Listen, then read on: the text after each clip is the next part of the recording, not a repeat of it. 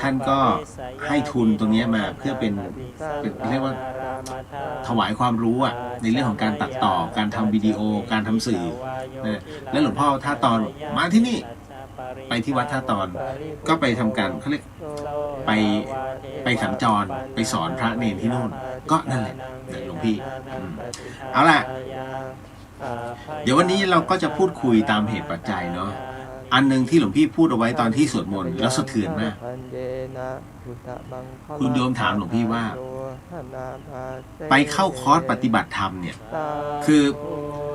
มันเหมือนกับว่าโยมมีคนส่งคอร์สปฏิบัติธรรมมาให้คุณโยมเขาแล้วคุณโยมเขาก็อ่านเสร็จปุ๊บเนี่ยก็มานั่งพินิจพิเคราะห์ว่าปฏิบัติธรรมเข้าคอร์สปฏิบัติธรรมแล้วได้ประโยชน์อะไรส่งมาบอกให้หลวงพี่ คุณโยมใช่ไหมหลวงพี่ตอบไปว่าไม่ได้ประโยชน์บางคนพอบอกอันนี้พอฟังปุ๊บเนี่ยรู้สึกหงุดหงิดทำไมพระท่านตอบแบบนี้ เดี๋ยวจะบอกให้ทุกสิ่งอันมันต้องมีไตเติ้ลขึ้นมานิดนึงถูกไหมแล้วเดี๋ยวจะบอกว่าอะไรเป็นอะไรมันมีคำอธิบายหมดเลย เนาะแล้วก็อะไร วันพรุ่งนี้ทำอุโบสถพร้อมกับกุฏิแต่หลวงพี่ไม่ได้โพสต์นะเดี๋ยวหลวงพี่จะโพสต์เรื่องของการทำกุฏิเพราะว่ารื้อห้องน้ำแล้วเดี๋ยวเติมห้องน้ำลงไปนิดนึงคือมันเขาเรียกพอรื้อปุ๊บเลยเห็นโครงสร้างว่ามันพังหมดทั้งหลังของท่าน หงายท้องเลยบอกไม่เป็นไรหลวงพี่อันนี้ของหลวงพี่เข็มหลวงพี่ดึงงบของตัวเองบางส่วนอัดไปด้วยเพราะหลวงพี่กลัวว่างบจะทำอุโบสถเนี่ยมันไม่พอแต่ไม่เป็นไรไม่มีปัญหา แต่สำหรับหนังสือไม่มีงบเดี๋ยวเก็บไว้ก่อน ค่อยว่ากันคุณโยมลิลลี่กราบนมัสการค่ะหลวงพี่เลียวเจริญพรโยมน้องสาวินีนมัสการเจ้าค่ะเจริญพรคุณโยมมุนานมัสการค่ะเจริญพรส่วนสื่ออื่นถามได้แต่ว่าหลวงพี่อ่านเฉพาะคำถามเนาะ เหมือนเดิมกติกาเราเหมือนเดิมมันจะมีเขาเรียกเขามีในส่วนปกปิดเป็นดีเทลในการปกปิดชื่อ เพราะพวกนี้ถามแรงแล้วมีถามแรงเดี๋ยวฟังคำถามเขาแล้วคุณโยมจะหงายจริงเฮ้ยกล้าถามเหรอมีโยมลายไทยกราบนมัสการหลวงพี่เจ้าค่ะเจริญพรก็ทักทายเตรียมที่กรวดน้ำไว้ด้วยเนาะเพราะว่าเดี๋ยวเราจะมานั่งสมาธิกันนั่นน่ะคือหลวงพี่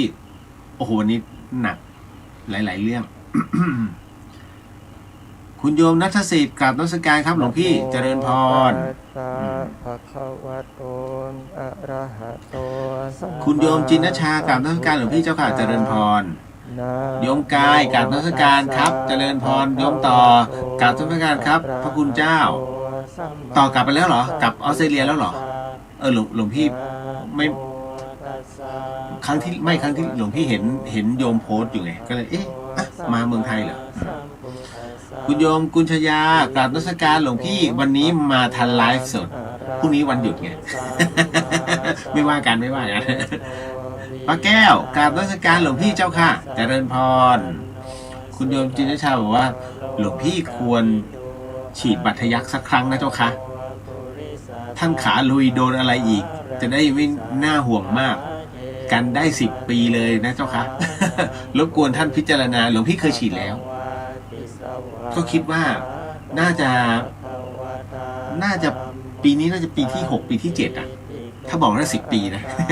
หลวงพี่หัวดื้อ โอ้ยหลวงพี่นี่ไม่ตกเขาไม่ตกเขาก็วินบาดมือวินรถเวลาไปออฟโรดไม่ก็เดินเตะนี่นู่นนั่นขาซุ่มซ่ามไม่ตอนเป็นคารวาสไงนั่นแหละแล้วก็อยู่นิ่งๆไม่ได้เนี่ยมันเป็นเหตุไตเติ้ลโยมเติ้ลเจริญพรกราบข้าหลวงพี่เจริญพรโยมมิชัย กราบนมัสการครับเจริญพรโยมนัทนมัสการค่ะเจริญพรโยมคุณโยมพี่นพวรรณกราบนมัสการเจ้าค่ะเจริญพรโยมพี่ติ๊กกราบนมัสการค่ะเจริญพรน้ำหวานใจดีกราบนมัสการค่ะหลวงพี่เจริญพรช่างพึ่งกราบนมัสการหลวงพี่ครับเจริญพรกลุ่มลับเก็บไว้ก่อน ถามแรงไม่หลวงพี่บอกเนี่ยวันนี้มีอะไรใส่มา เดี๋ยวจัดให้เต็มที่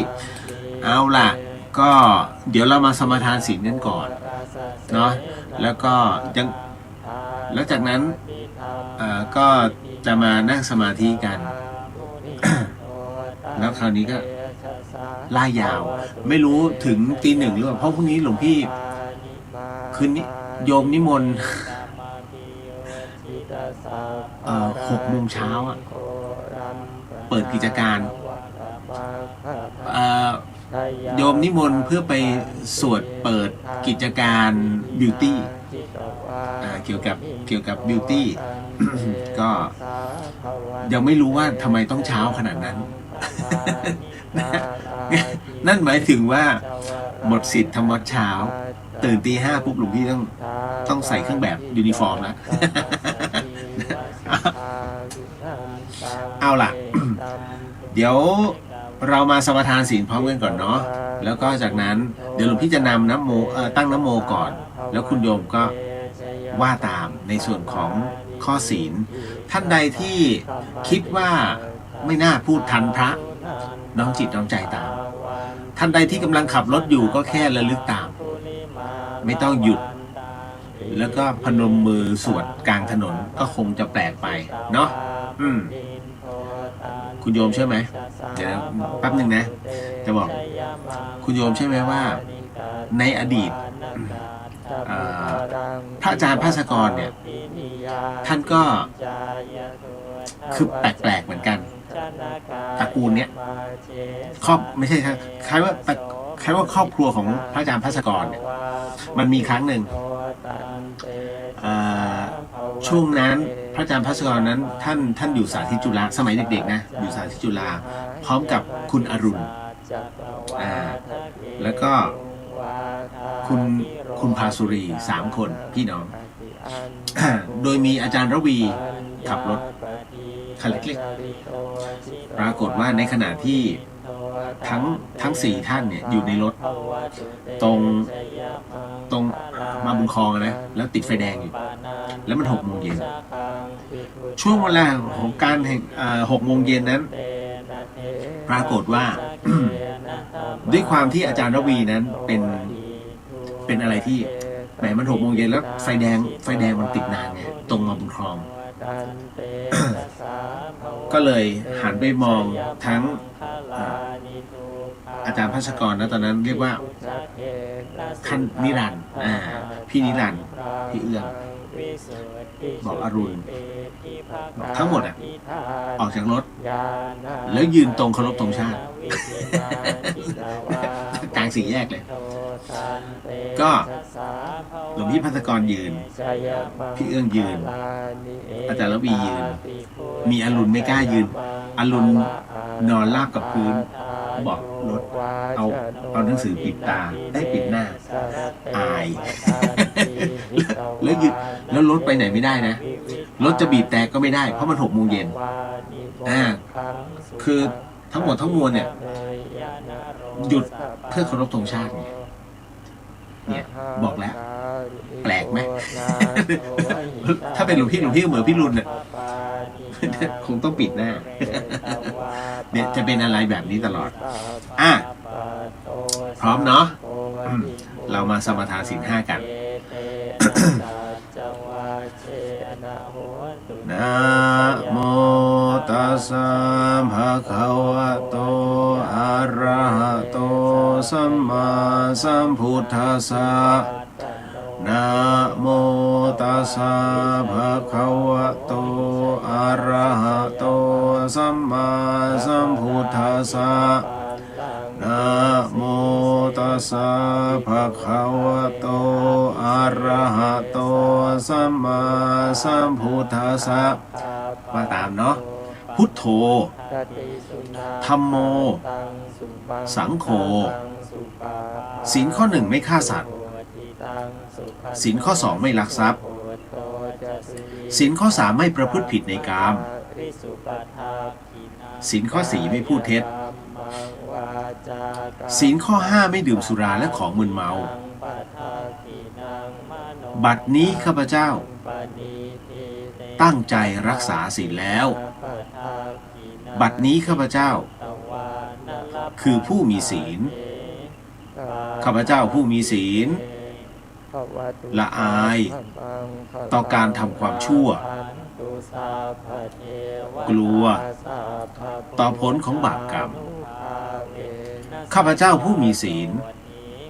มีฮิริโอตปะมีกายเป็นมนุษย์มีใจเป็นเทวดาเป็นมนุษย์เทโวผู้เข้าถึงความเป็นสหายกับเหล่าเทวดาทั้งหลายณบัดนี้ข้าพเจ้าทั้งหลายขออดโทษลดกรรมที่ข้าพเจ้าได้ประมาทพลาดพลั้งในช่วงวันนี้ลงในฉับพลันและขอให้กรรมดีที่ข้าพเจ้าหรือเหล่ากัลยาณมิตรได้ทำไว้นั้นขอจงมาแทรกส่งผลบุญนี้ให้ข้าพเจ้าได้มีความสุขและประสบผลสำเร็จตลอดไปเถิดสาธุสาธุสาธุอนุโมทามิเอาละต่อไปเป็นส่วนของการนั่งสมาธิในการนั่งสมาธินั้นหลวงพี่ไม่ต้องบอกนะเพราะหลายๆท่านเป็นกันอยู่แล้วแต่ยกเว้นเด็กใหม่ท่านใดที่ฟังอยู่ทางบ้านเนาะบางทีไม่ฟังผู้ปกครองข้างๆว่าจะบอกให้นั่งหรือไม่นั่งคุณโยมจำไว้นะคนในครอบครัวเนี่ยจะสอนกันไม่ได้เพราะอะไรแรงแห่งกรรมของความเป็นเจ้ากรรมนายเวรมันแรงต่อให้เราเนี้ยรับรู้เรื่องราวอะไรทั้งหมดทั้งมวลแค่ไหนก็ตามเขาจะไม่ฟังจริงๆหลวงพี่ยกตัวอย่างเช่นพระอาจารย์ภัสกรเก่งไหมเก่งนะท่านปัญญาเนี่ยสุดๆแต่ท่านถ่อมตัวว่าไม่เก่งกับพ่อกับแม่แล้วอาจารย์ระวีเก่งไหมทำไมจะไม่เก่งล่ะคุณโยมเป็นถึงศาสตราจารย์เกียรติคุณซึ่งน้อยคนนะจะได้ศาสตราจารย์ และคราวนี้เก่งทั้งพ่อทั้งลูกก่อนลูกจะบวชพ่อสอนลูกถูกไหมลูกฟังแต่ลูกไม่เชื่ออาจารย์ภัสกรไม่เชื่อนะเพราะฉะนั้นอาจารย์ภัสกรจึงหาคำตอบตัวเองพอถึงหาที่ปฏิบัติธรรมได้แล้วรับรู้เรื่องราวทั้งหมดทั้งมวลปุ๊บเสร็จปุ๊บ คิดวิเคราะห์ทั้งหมดทั้งมวลรวมในสิ่งที่ท่านได้ไปหาข้อมูลมาเพื่อมาเป็นเล่มถามตอบจนแตกฉานก็เอาเรื่องนี้ชาติภพการเกิดดับการกลับมาของมนุษย์คุยกับโยมพ่อวัฏจักรการเกิดดับของมนุษย์การเวียนว่ายไม่มีปัญหาแต่พูดถึงเรื่องชาติภพปุ๊บทะเลาะกันเลย คืออันหนึ่งสายท่านพุทธทาสโยมพ่อไงสายท่านพุทธทาสอีกท่านหนึ่งก็เป็นอีกหนึ่งสายซึ่งหาข้อมูลมาทั้งหมดทั้งมวลเนี่ยมันมากเนี่ยถึงบอกว่า เวลาคนในครอบครัวเนี่ยจะสอนซึ่งกันและกันไม่ฟังหรอกเพราะฉะนั้น หลวงพี่จึงเป็นกระบอกอีกหนึ่งกระบอก ไม่ใช่ปืนแต่ว่าเป็นเสียงหนึ่งเสียงเนาะการนั่งสมาธินั้นก็คือการทำจิตใจให้มันนิ่งแล้วว่างเนาะโยมทั้งหลาย เพราะฉะนั้นลองดูตัวอย่างของคนที่เขานั่งมาแล้วนี่แหละอย่างกลุ่มแต่ละท่านที่เข้ามาที่ฟังหลวงพี่อยู่เนี่ยจอมยุทธทั้งนั้นนะคือเขาฟังทุกวันไม่รู้ได้ประโยชน์ไม่ได้ประโยชน์แต่เขาฟังทุกวันหวังฟลุกว่าได้เรื่องหลอนเดี๋ยววันนี้มีเรื่องหลอนแล้วก็ทั้งหมดเนี่ยหลวงพี่ถึงได้บอกว่ากลุ่มนี้เขาเป็นจอมยุทธแต่โยมน้องโยมหลานทั้งหลายที่เพิ่งเข้ามาเนี่ยและลูกเพิ่งจะหัดนั่งสมาธิอันเนี้ย หลวงน้าไม่ว่าเนาะเอาเป็นว่านั่งตามสบายแต่สิ่งต่อไปนี้ที่หลวงน้าจะบอกเอาไว้นะหนึ่งสิ่งที่มันผ่านเข้ามาจนถึงปัจจุบันนี้วันนี้ทั้งวันไม่รู้จะเหนื่อยหรือจะไปทะเลาะกับใครแล้วโยมหลานมานั่งอยู่หน้าปัดวิทยุเนี่ยหยุดคิดทั้งหมดเลยทิ้งมันไว้ไอ้ความทุกข์ความดีใจทิ้งไว้แล้ววันพรุ่งนี้จะต้องมีแผนอะไรก็ทิ้งไปเอาอยู่แค่ปัจจุบันอยู่กับใจแล้วก็ลุกลองหายใจเข้าไปลึกแต่จริงๆถ้ามีน้ำเย็นให้ดื่มมันจะดีมากแต่ตอนนี้คือหลวงน้าไม่สามารถจะสอนทันแล้วเพราะตอนนี้หลายๆท่านเขานั่งกันอยู่แล้วหายใจเข้าไปลึก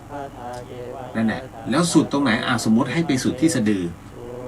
คุณโยมเอาสะดือเป็นจุดมาหายใจเข้าหายใจออกหายใจเข้าหายใจออกหายใจเข้าแรกๆนั่นแหละพอเสร็จปุ๊บให้มันว่างให้ได้ หายใจเข้าหายใจออกผ่อนธรรมดานี่แหละแค่นี้เลยถ้ามันคิดปุ๊บนะถ้าสมองมันคิดไปเรื่องโน้นเรื่องนี้นี่นั่งนี้เอามือนี่มือขวาทับมือซ้ายนิ้วโป้งชนกันไหมเพราะเวลามันคิดปุ๊บเนี่ยเราจะเรียกกลับมาก็แค่เพราะการคิดเนี่ยคือมันทำให้เราคิดแล้วก็เราไม่มีสมาธิอยู่แล้วเพราะฉะนั้นต้องเรียกสมาธิกลับมาเอานิ้วโป้งดันกันไหมดันพอนิ้วโป้งดันเนี่ยจิตของลูกแต่ละคนเนี่ยมันจะไปอยู่ที่นิ้วโป้งไงแล้วคราวนี้ค่อยดึงจิตจากนิ้วโป้งกลับเข้าสู่ร่างไปก็เป็นเก็ตนะการนั่งสมาธิเอานะตามนี้ไม่ต้องใส่เครื่องหมายสาธุเยอะเอาพร้อมจังหวัดเชียงใหม่เอาละ ก็ค่อยๆภาพที่หลับตาลงโยมนั่งสมาธิกันชั่วคราวแล้ววันนี้นี่เรื่องราวของสมาธิแห่งจิตตั้งมั่นในวันนี้เนี่ยหลวงพี่เองก็วัดล่ำเปิงตะโพคงจะบรรยายธรรมได้อาจจะไม่เคลียร์พอสมควรเพราะว่าด้วยหลอดเสียงด้วยสภาวะร่างกายตอนนี้เนาะล้ามากก็ต้องบอกว่าล้ามากแต่ให้รับรู้ไว้เถิดว่าการที่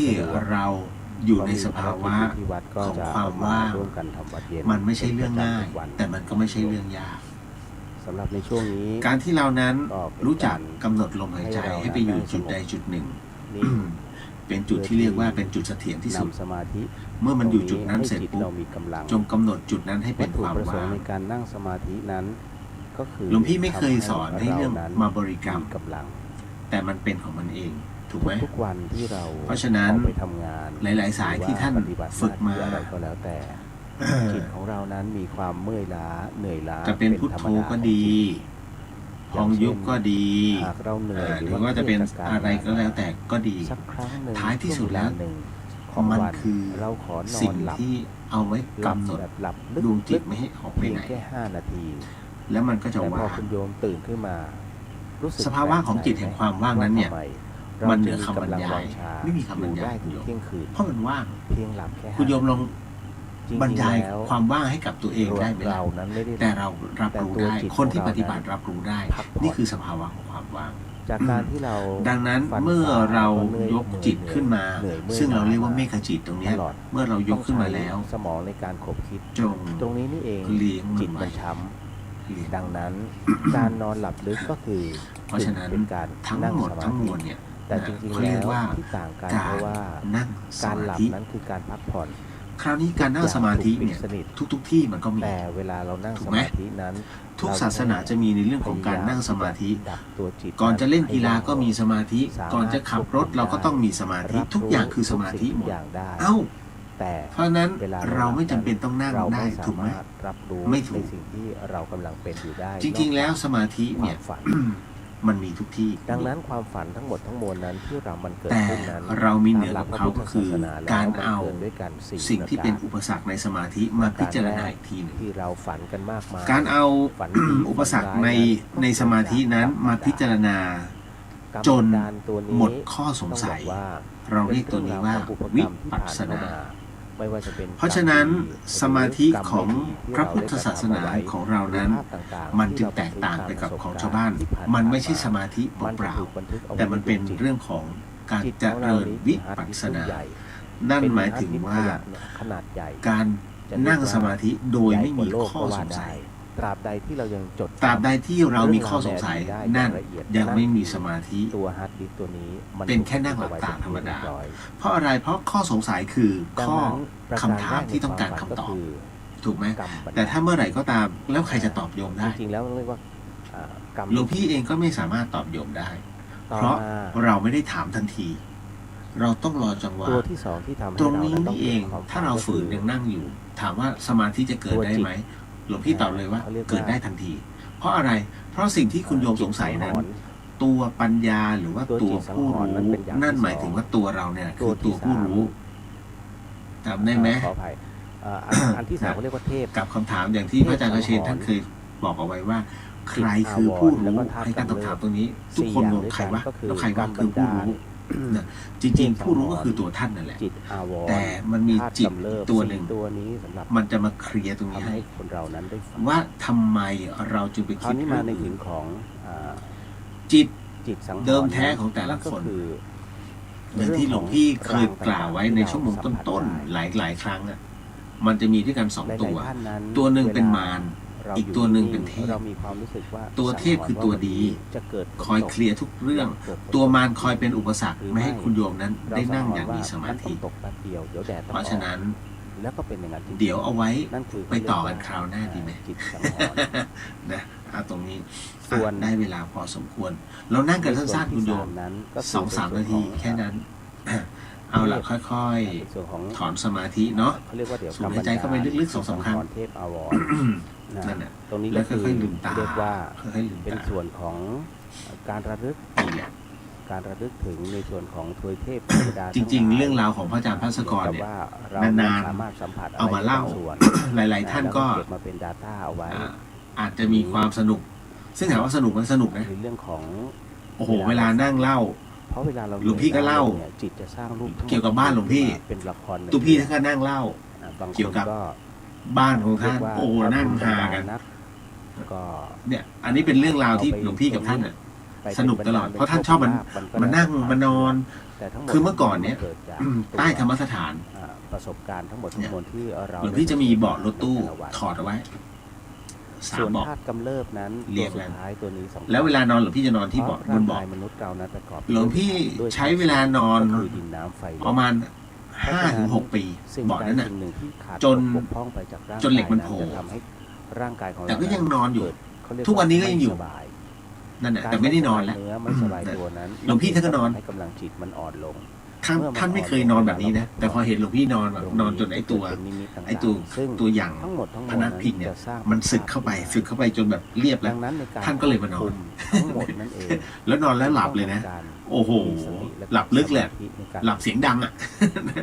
การ เรา กำหน ก็ ดลมหายใจ ท่านคงเหนื่อย ตั้งสำคัญ ประมาณเนี้ย นั่นน่ะ นั้นก็เป็นส่วนสำคัญ ปกติหลวงพี่ไม่นอนเรื่องแบบนี้หลวงพี่ท่านจะนอนพื้นธรรมดาอ่ะ ท่านใดที่ เดี๋ยวค่อยเล่าให้ฟัง ทองชนิด เอาล่ะกรวดน้ำกันก่อน ยะถาให้ผีสัพพีให้คน แล้วก็ค่อยกลับมาทักทายกันเหมือนเดิมเนาะ ธรรมชาติเบื้องลึกของ พร้อม สุญญตาสมาธิก็คือความว่างสุญญตาคือความว่าง ไม่คิดไม่ เหี้ เห็ ย น เอ้ย ไม่มี ขอ อะไร ไป ทั้งสิ้น มันอยู่ใน ข้างนอกด้วยเด้อ ความว่าง ผู้ที่เข้าสู่สภาวะ ข้างนอกกุฏิหลวงพี่ ตรนี้แล้ว ไม่ว่าจะเป็นในส่วนของเริ่มต้นก็คื ยะถาวาริวหาปุราปาริปุเรนติสาครัง แต่ถ้าสมมุติว่า เอวะเมวะอิโตตินังเปตานังอุปกปปติ ได้ อิชิตังปฏิตังตุมหังคิปะเมวะสมิชันตุสัพเพปุเรนตุสังกปะจันโทปนารโสยถามณิโชติระโสยถาสัพพิติโยวิวันชันโตสัพพะโรโควินาสันโตมาเตภวาวันตรายโยสุขีติขายุโกภวะอาภิวาทนาสิริสนิจาบุทธาปจายโนจัตตารโอธรรมวัฏันติอายุวันโนสุขัง หลายๆท่าน อา พ่อแม่ครูบาอาจา ลั รง ย์ สัพพะพุทธานุภาเวนะสัพพะธรรมานุภาเวนะสัพพะสังฆานุภาเวนะพุทธรัตนังธรรมรัตนังสังฆรัตนังตินนังรัตนานังอนุภาเวนะจตุราสีติสหสัทธัมมาขันธานุภาเวนะปิตกาตยานุภาเวนะชินสาวกานุภาเวนะสาเพ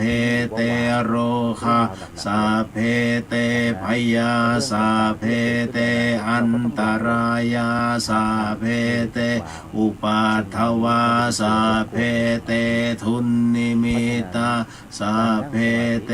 อวมังคลาวินาสันตุอายุวัฏโกธนวัฏโกสิริวัฏโกยสวัฏโกพลวัฏโกวันนวัฏโกสุขวัฏโกโหตุสัพพะทุกขโรคพยาเวราโสกาสัตตุจุปาทวาอเนกาอันตรายาปิวินาสันตุจเตชะสาชยสิทธิธนังลาภังโสธิภาคยังสุขังพลังสิริอายุจวันโนจะโพคังบุตถิจะยสวาสตวัสสะจะอายุจะเชียวสิทิภวันตุเต จิตจะอยู่ตรงนั้น ภาวตุสาภมังคารังราคันตุสาภาเทวตาสาภาพุทธานุภาเวนะสัทธาโสเทภวันตุเตภาวตุสาภมังคารังราคันตุสาภาเทวตาสาภาธรรมานุภาเวนะสัทธาโสเทภวันตุเตภาวตุสาภมังคารังราคันตุสาภเทวตาสัพพสังฆานุภาเวนะสัทธาโสเท จริงหรือ ภวันตุเต ชาวต่างชาติต่างศาสนาจึงขอเรียนรู้เกี่ยวกับการนั่งสมาธิการฝึก meditation แบบนี้ ก็ จากศาสนาพุทธ ขอทักทายกันก่อน จริงๆแล้ว เต็มอิ่มเนาะ ทั่วโลกเลย ยอมรับในเรื่องของ โยมพี่วรันทรกรารนมัสการเจ้าข้าเจริญพรโยมพี่สุกรารนมัสการเจ้าข้าเจริญพร แล้วเขาทดลองแล้ว อ่า ว่าพลังต่างๆ ไม่ว่าจะเป็นพลังจาก ก็ แสง มา อาทิ ถึ ต ง ย์พลังจากกระ คุณ หรือก ด ใครที่ฝึก คุณ โย กฎชพรสาธุครับเจริญพร เกิดจากสมาธิ คุณโยมอมรเทพริศโมทนาสาธุครับเจริญพร ก็ต้อง ต่อบอกว่าผมจะกลับไทย 12 ธันวาครับ 50-50 จะอยู่ไทยถาวร ทุกสิ่ง คุณพ่อ ทุกย่าง ป่วยหนักครับ ก็ไม่สามารถจะเกิดขึ้นได้ แต่ท่านก็ไม่อยาก เพราะฉะนั้น อ่า จิตเป็นเรื่องที่สำคัญ ไม่อยากให้อยู่ไทยถาวร ถ้าจะให้ เดี๋ยวว่ากัน นั่นคือ เดี๋ยวผมกลับไทยเดี๋ยวผม การข้าสู่สภ จะว่าเข้าไปหาพระคุณเจ้าครับส่วนบ้านสร้างไว้ ให้พ่อแม่บ้านเก่าไม่ไหวแล้ว เกิน 35 ปีปลวกกิน ทั้งหลัง สามารถ ผมอยากจะเดินตามพระคุณเจ้า ตอนบิณฑบาตได้ไหมครับ ถ้ามีโอกาสช่วงนี้เครียดหลายเรื่อง ว่าจะเอายังไงต่อค่อยว่ากัน ในขณะ เนาะ ที่เราทำอะไรก็แล้วแต่หรือเรานั่งสมาธิ ต่อมา มันมีพลังแห่งความคิด โยมอ้อม สาธุค่ะ ในกำลังจิตของเราคิดได้ถูก เป็นอีกหนึ่งท่าน มันไม่ได้ว่าง ที่ หลวงพี่ถึงได้บอกว่า ชอบในพุทธศิลป์ เราต้องพยายามค้นหาความว่าง น้องอ้อม ให้เจ คุณโยม สิ่งหนึ่ สุพนันท์กราบนมัสการค่ะ สั้น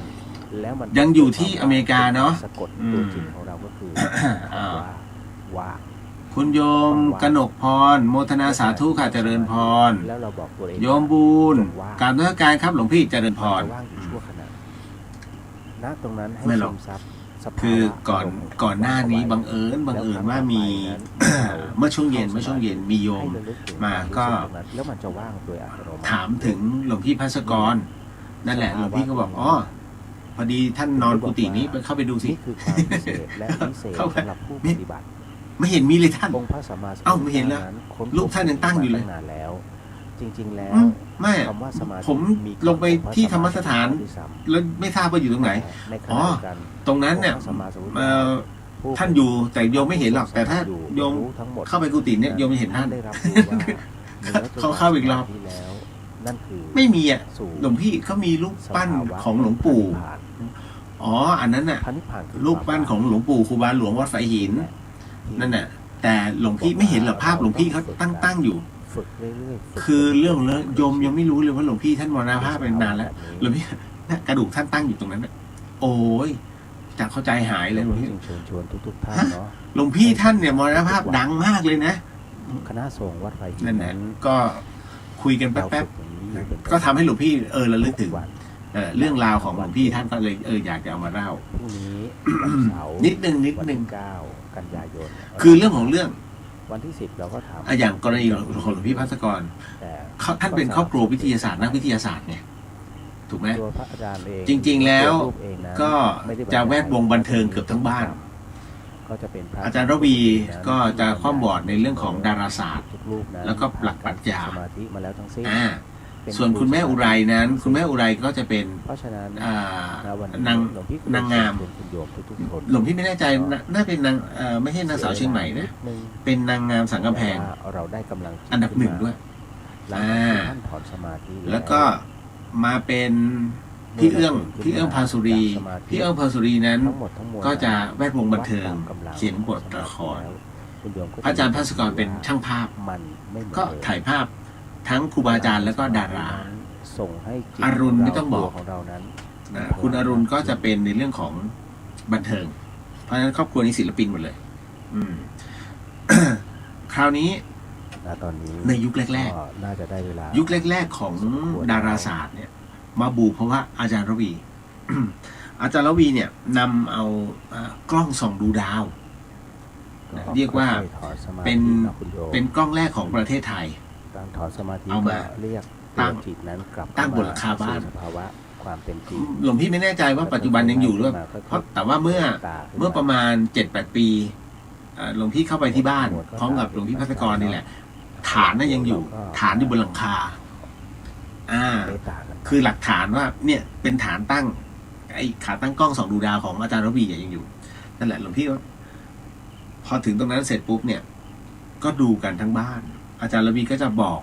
เนี่ย อันนี้เป็นนี่นะเราดูลักษณะดวงดาว ปรากฏว่าในช่วงของหัวค่ำคือบ้านเนี้ยเขากินข้าวกันตามอารมณ์แต่ก็ต้องกินพร้อมกัน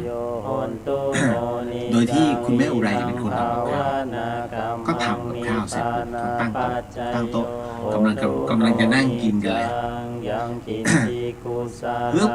สักพักหนึ่งก็มีเสียงกระดิ่งหน้าบ้านกระดิ่งออดหน้าบ้าน แล้วก็มีเสียงอาจารย์ระวีอยู่ไหมก็ทุกคนก็ออกไป ก็ไปดูหลวงพี่ไม่แน่ใจน่าจะเป็นคุณอรุณออกไปดูหรือว่าหลวงพี่ภัสกรไม่ได้ออกไปดู แล้วก็บอกพ่อตำรวจมา อาจารย์ระวีก็เลยถามในองค์ครับมีใครเล่นไพ่หรือเปล่า ไม่มีใครเล่นไพ่ แล้วจากนั้นเสร็จปุ๊บหลวงพี่กำลังพูดถึงครอบครัวของพระอาจารย์ภัสกรอยู่นะคุณโยมเดี๋ยวจะงง ดังนั้นเสร็จปุ๊บอาจารย์ระวีก็เลยละตัวเองจากโต๊ะกินข้าวเนี่ยออกไปข้างนอกเสร็จปุ๊บก็เดินออกไปก็ไปสักพักหนึ่งอาจารย์ระวีก็บอกว่าอ้าวทุกคนคือครอบครัวนี้เขาไม่มีการตื่นเต้นนะครอบครัวของพี่พัฒกรจะไม่มีการตื่นเต้นอะไรทั้งนั้นท่านเป็นเหมือนกับเตรียมพร้อมเสมอทั้งครอบครัวทุกคนหยุดกินข้าวก่อนออกข้างนอกหลวงพี่พัฒกรหรือคุณอรุณไม่รู้พ่อถูกจับเหรอพ่อถูกจับเหรอไม่ใช่ สักพักหนึ่งอาจารย์ระวีก็เปิดประตูเข็นรถตำรวจอาจารย์ปิดไฟเถอะอายชาวบ้านตำรวจก็ปิดไซเรนเมื่อก่อนไอ้ไซเรนมันเป็นหัวใหญ่สักพักหนึ่งทุกคนสายตาก็มองไปที่รถคันหลังต่อจากตำรวจก็จะเป็นรถติดฟิล์มทึบก็ประตูรถก็เปิดออกมาพร้อมกับเรียกว่าเป็นหญิงชราท่านหนึ่งเดินลงมาทุกคนเห็นถึงกับอึ้งฮะเพราะผู้ที่ก้าวลงจากรถนั้นน่ะมานั่นก็คือสมเด็จพระศรีนครินทราบรมราชชนนีหรือสมเด็จย่าอารุณิช็อกทุกคนช็อกหมดแล้วก็หลังจากนั้นมาถึงเสร็จปุ๊บเนี่ยก็อาจารย์ระวีก็บอกขอประทานอภัยที่ทุกคนแต่งตัวไม่เรียบร้อยเพราะกำลังรับประทานอาหารอยู่สมเด็จย่าท่านก็บอกว่าไม่เป็นไรที่มาเนี่ยก็ได้ข่าวว่าอาจารย์มีกล้องดูดาวใช่ไหมอยากจะมาดูดาวอาจารย์ระวีก็เลยพาก็เรียกว่าให้พระองค์เดินพระองค์ก็ท่านไม่ถือตัวนะท่านก็เดินผ่านโต๊ะข้าวขึ้นชั้น2แล้วบันไดไม้มันชันๆนิดๆก็เดินขึ้นตึ๊กแล้วก็เดินไปตรงระเบียงชมอาจารย์ระวีก็เลยเซตขอเวลาเซตกล้องเสร็จปุ๊บก็ให้ท่านได้ทอดเนตรดูท่านพระองค์ก็ทอดพระเนตรอาจารย์ระวีก็จะบอกว่าอันนี้คือกลุ่มดาวอันนี้นะมันมีความสำคัญแบบนี้พระองค์อยู่ตรงนั้นประมาณเกือบ20 นาที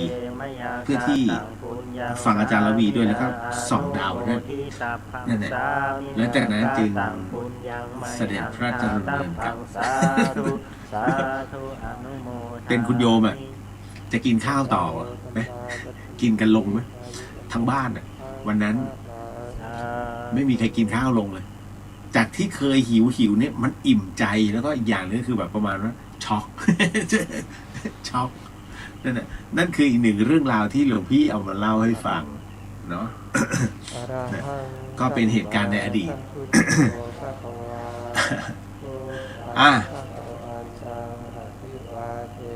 ก็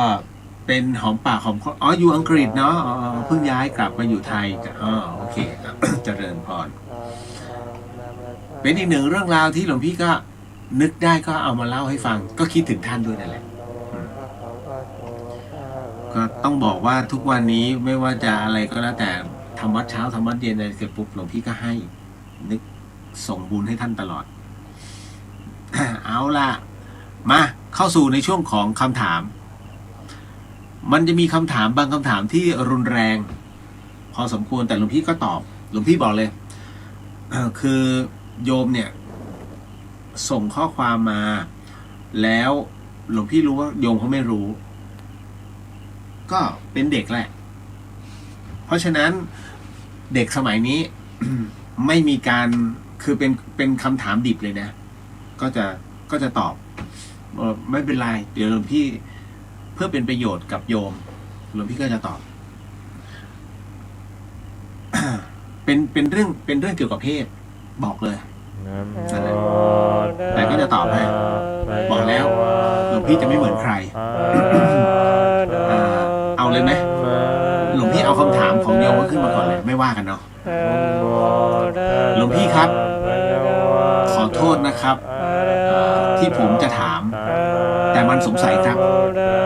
พระมีอารมณ์ทางเพศไหมครับแล้วท่านระบายออกกันบ้างไหมครับอยากรู้ไว้เพื่อวันหน้าเราจะได้ปฏิบัติได้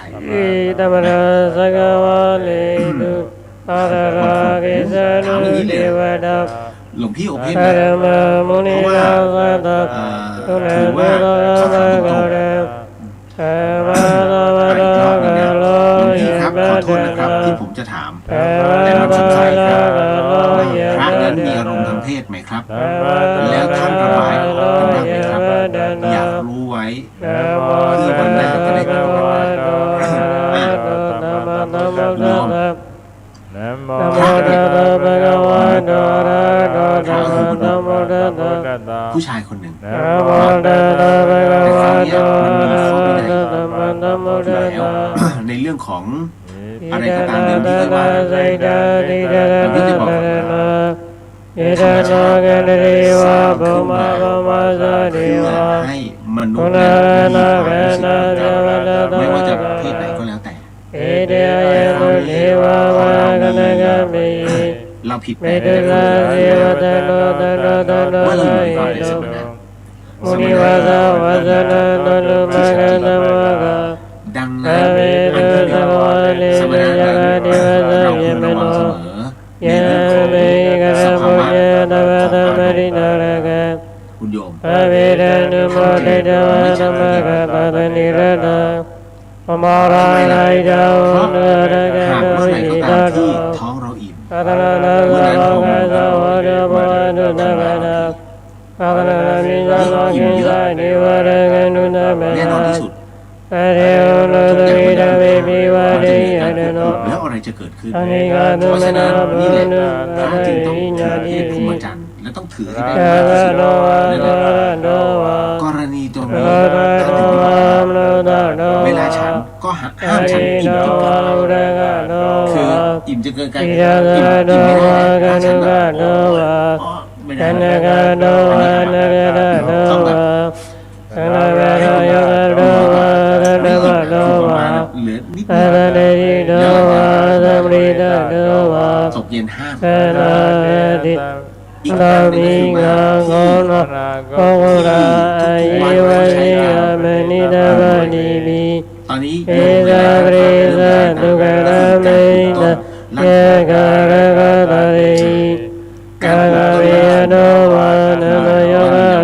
ซึ่งเขาบอกว่าเป็นไม่ใช่แล้วก็แอบอ้างไอ้ต้นยางที่คุณโยมสวยๆงามๆต้นที่เราปลูกกันและเมื่อมันออกดอกอย่างบานสะพรั่งมันจะหลั่งสารบางอย่างสารอะไรไอ้สารตัวนี้เป็นสารที่เขาเรียกว่าทำลายแต่ว่าของผู้ชายเนี่ยเพราะฉะนั้นมันจึงทำให้ไม่มีสภาพอย่างต่อมา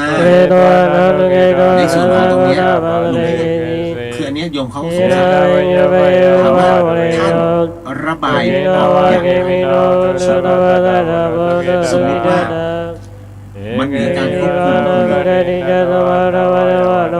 ถูกไหมหลวงพี่ไม่ปฏิเสธทุกที่เป็นเพศชายจะโดนเมื่อมันละเมิดในการควบคุมแต่พระท่านมีเพศเพราะฉะนั้นอะไรก็ตามที่มันจะไม่สามารถควบคุมได้แล้วไอ้สมมติของดินมันมีตรงนี้แล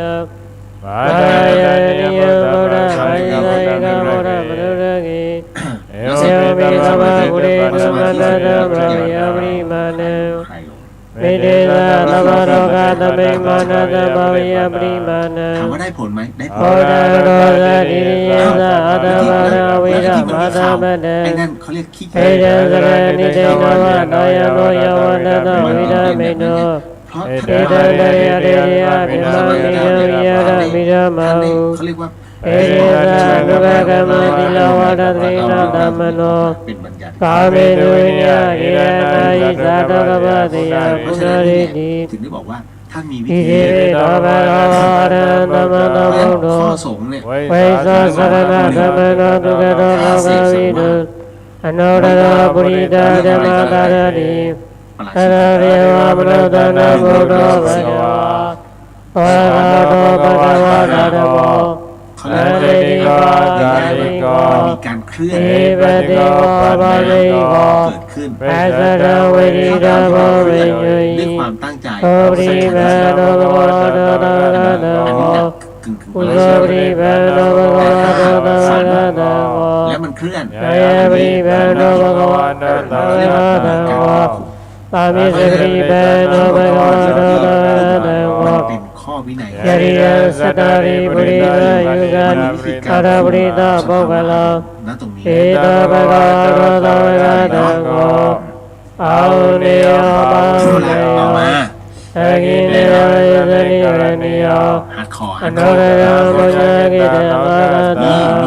มี เอวปะระนะนะนะธัมมังกิสะเบโกเอวะสมิตาโนโลมานะนายตติอะระนิเมเดวะนินิสา ต่อมา โยสัพพะโพธัมมะตะตะ ท่านคะ ปะปะโพตุมินะกะ เราจะได้อะไรจากการ โม ฝึกฝ เร น นุภาวิโนวิโน แบบที่เขาให้เราสมัครทั่วๆไปค่ะ โยสัพพะโพธัมมะตะตะโต ถ้า ปะ เรา ปะ ไม่ โพ ได้ ตุมินะกะนะ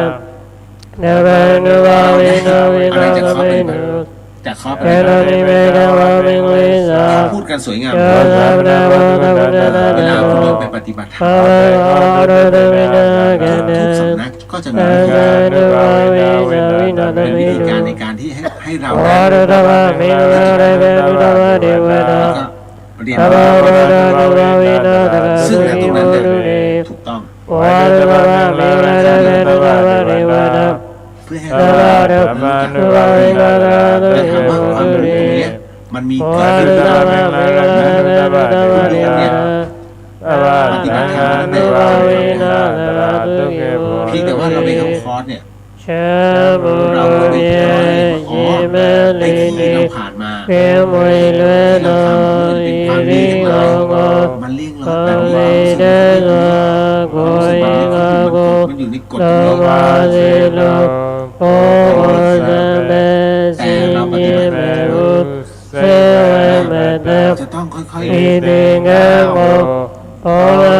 วิโยมาเต ๆวาง ติ ปุ๊บ ชามุโมเมียชิเมลินี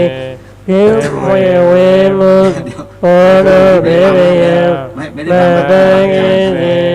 เซจิลิโยนิยาจังโกเทโยมิโกวาตติ ได้ท่านทำไมต้องเข้า เจ เลย นากังเกเนเซปิ โยม สิ รู้อยู่แล้วว่า ทิปิปิลาเวรนาโกโสกวาเบลิ ในครั้งนี้ที่พระบรมราชวังนั้น ลูมิเมียสวาตาลาโก คณะ ก็สัจจินะยิเนสมุอิเมโนสมาติ พระสังฆ อ ราช นาลิมิ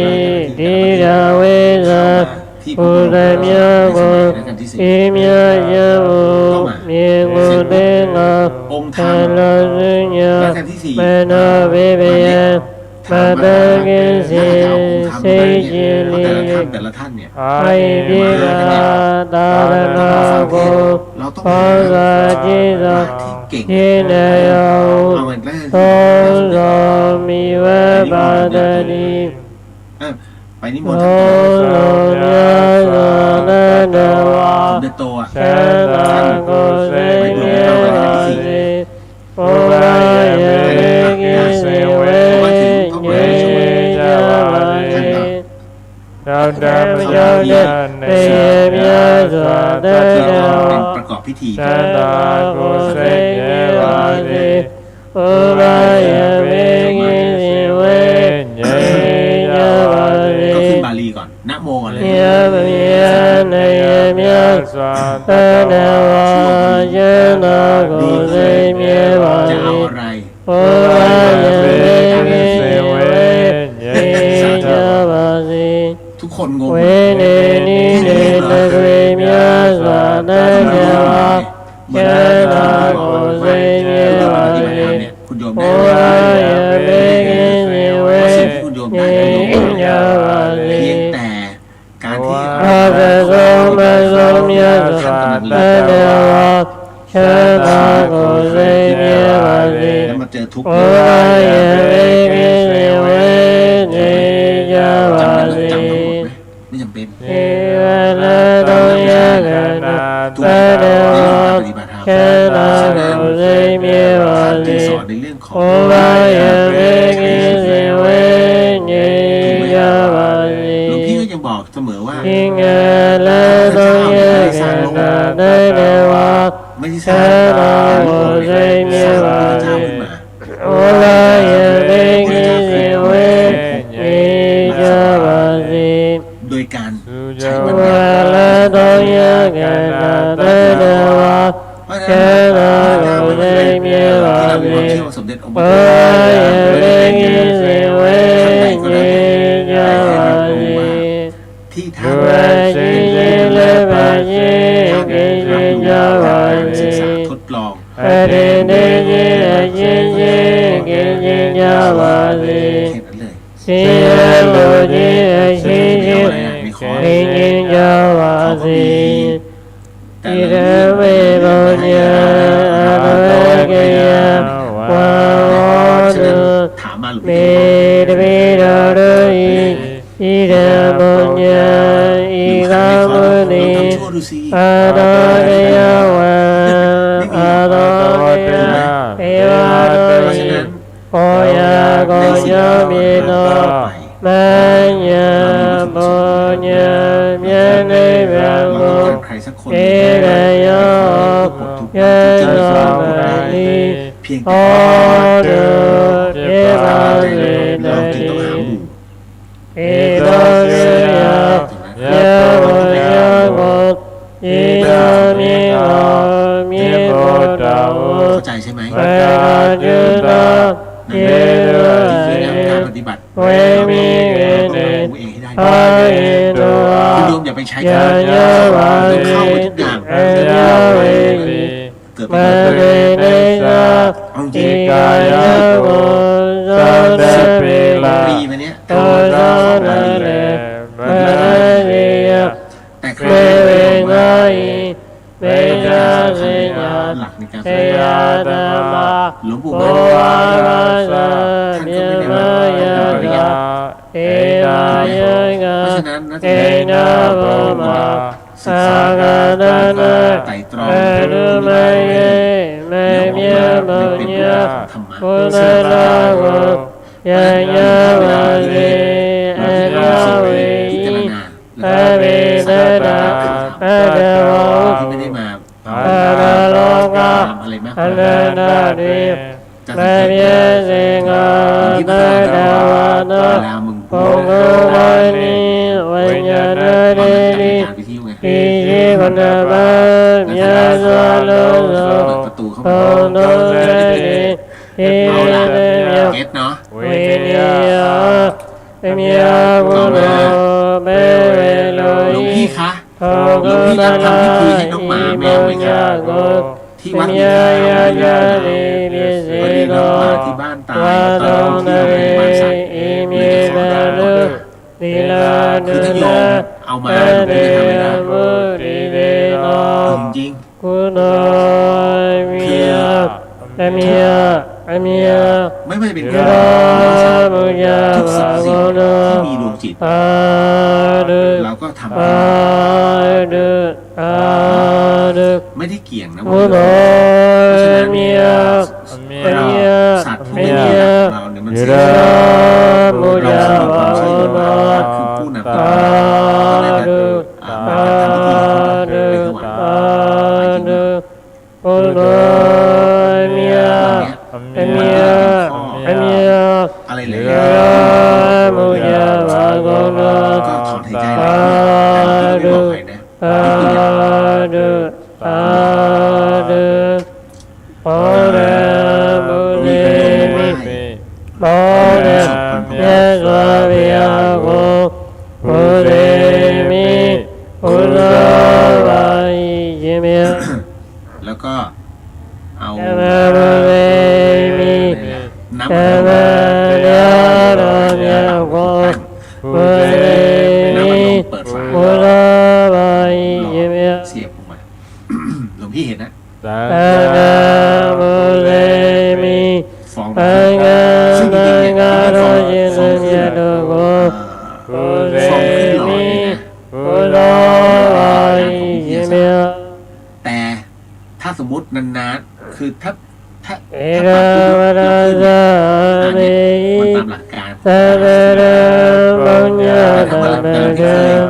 เจอแบบ อา นี้ เว เสียงไม่ เด ได้ วานุโมนานุ แต่ อวา ไม่ ตา ออก ม เลย หิเดกิยาสานันเดนารายาติเล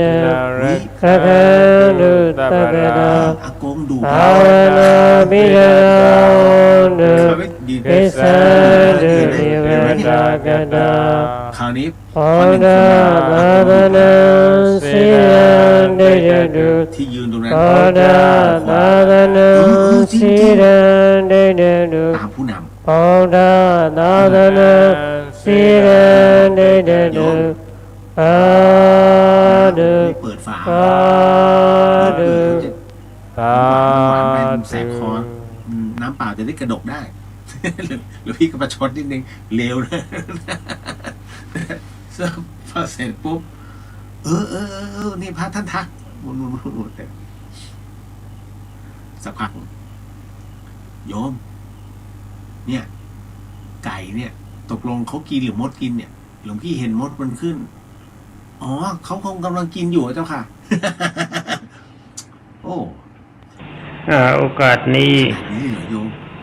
ท่านทั้งหลายได้พากันสมาทานศีลและสมาทานพระกรรมฐานแล้ว อะไรเจ้าค่ะ กระดูกอะ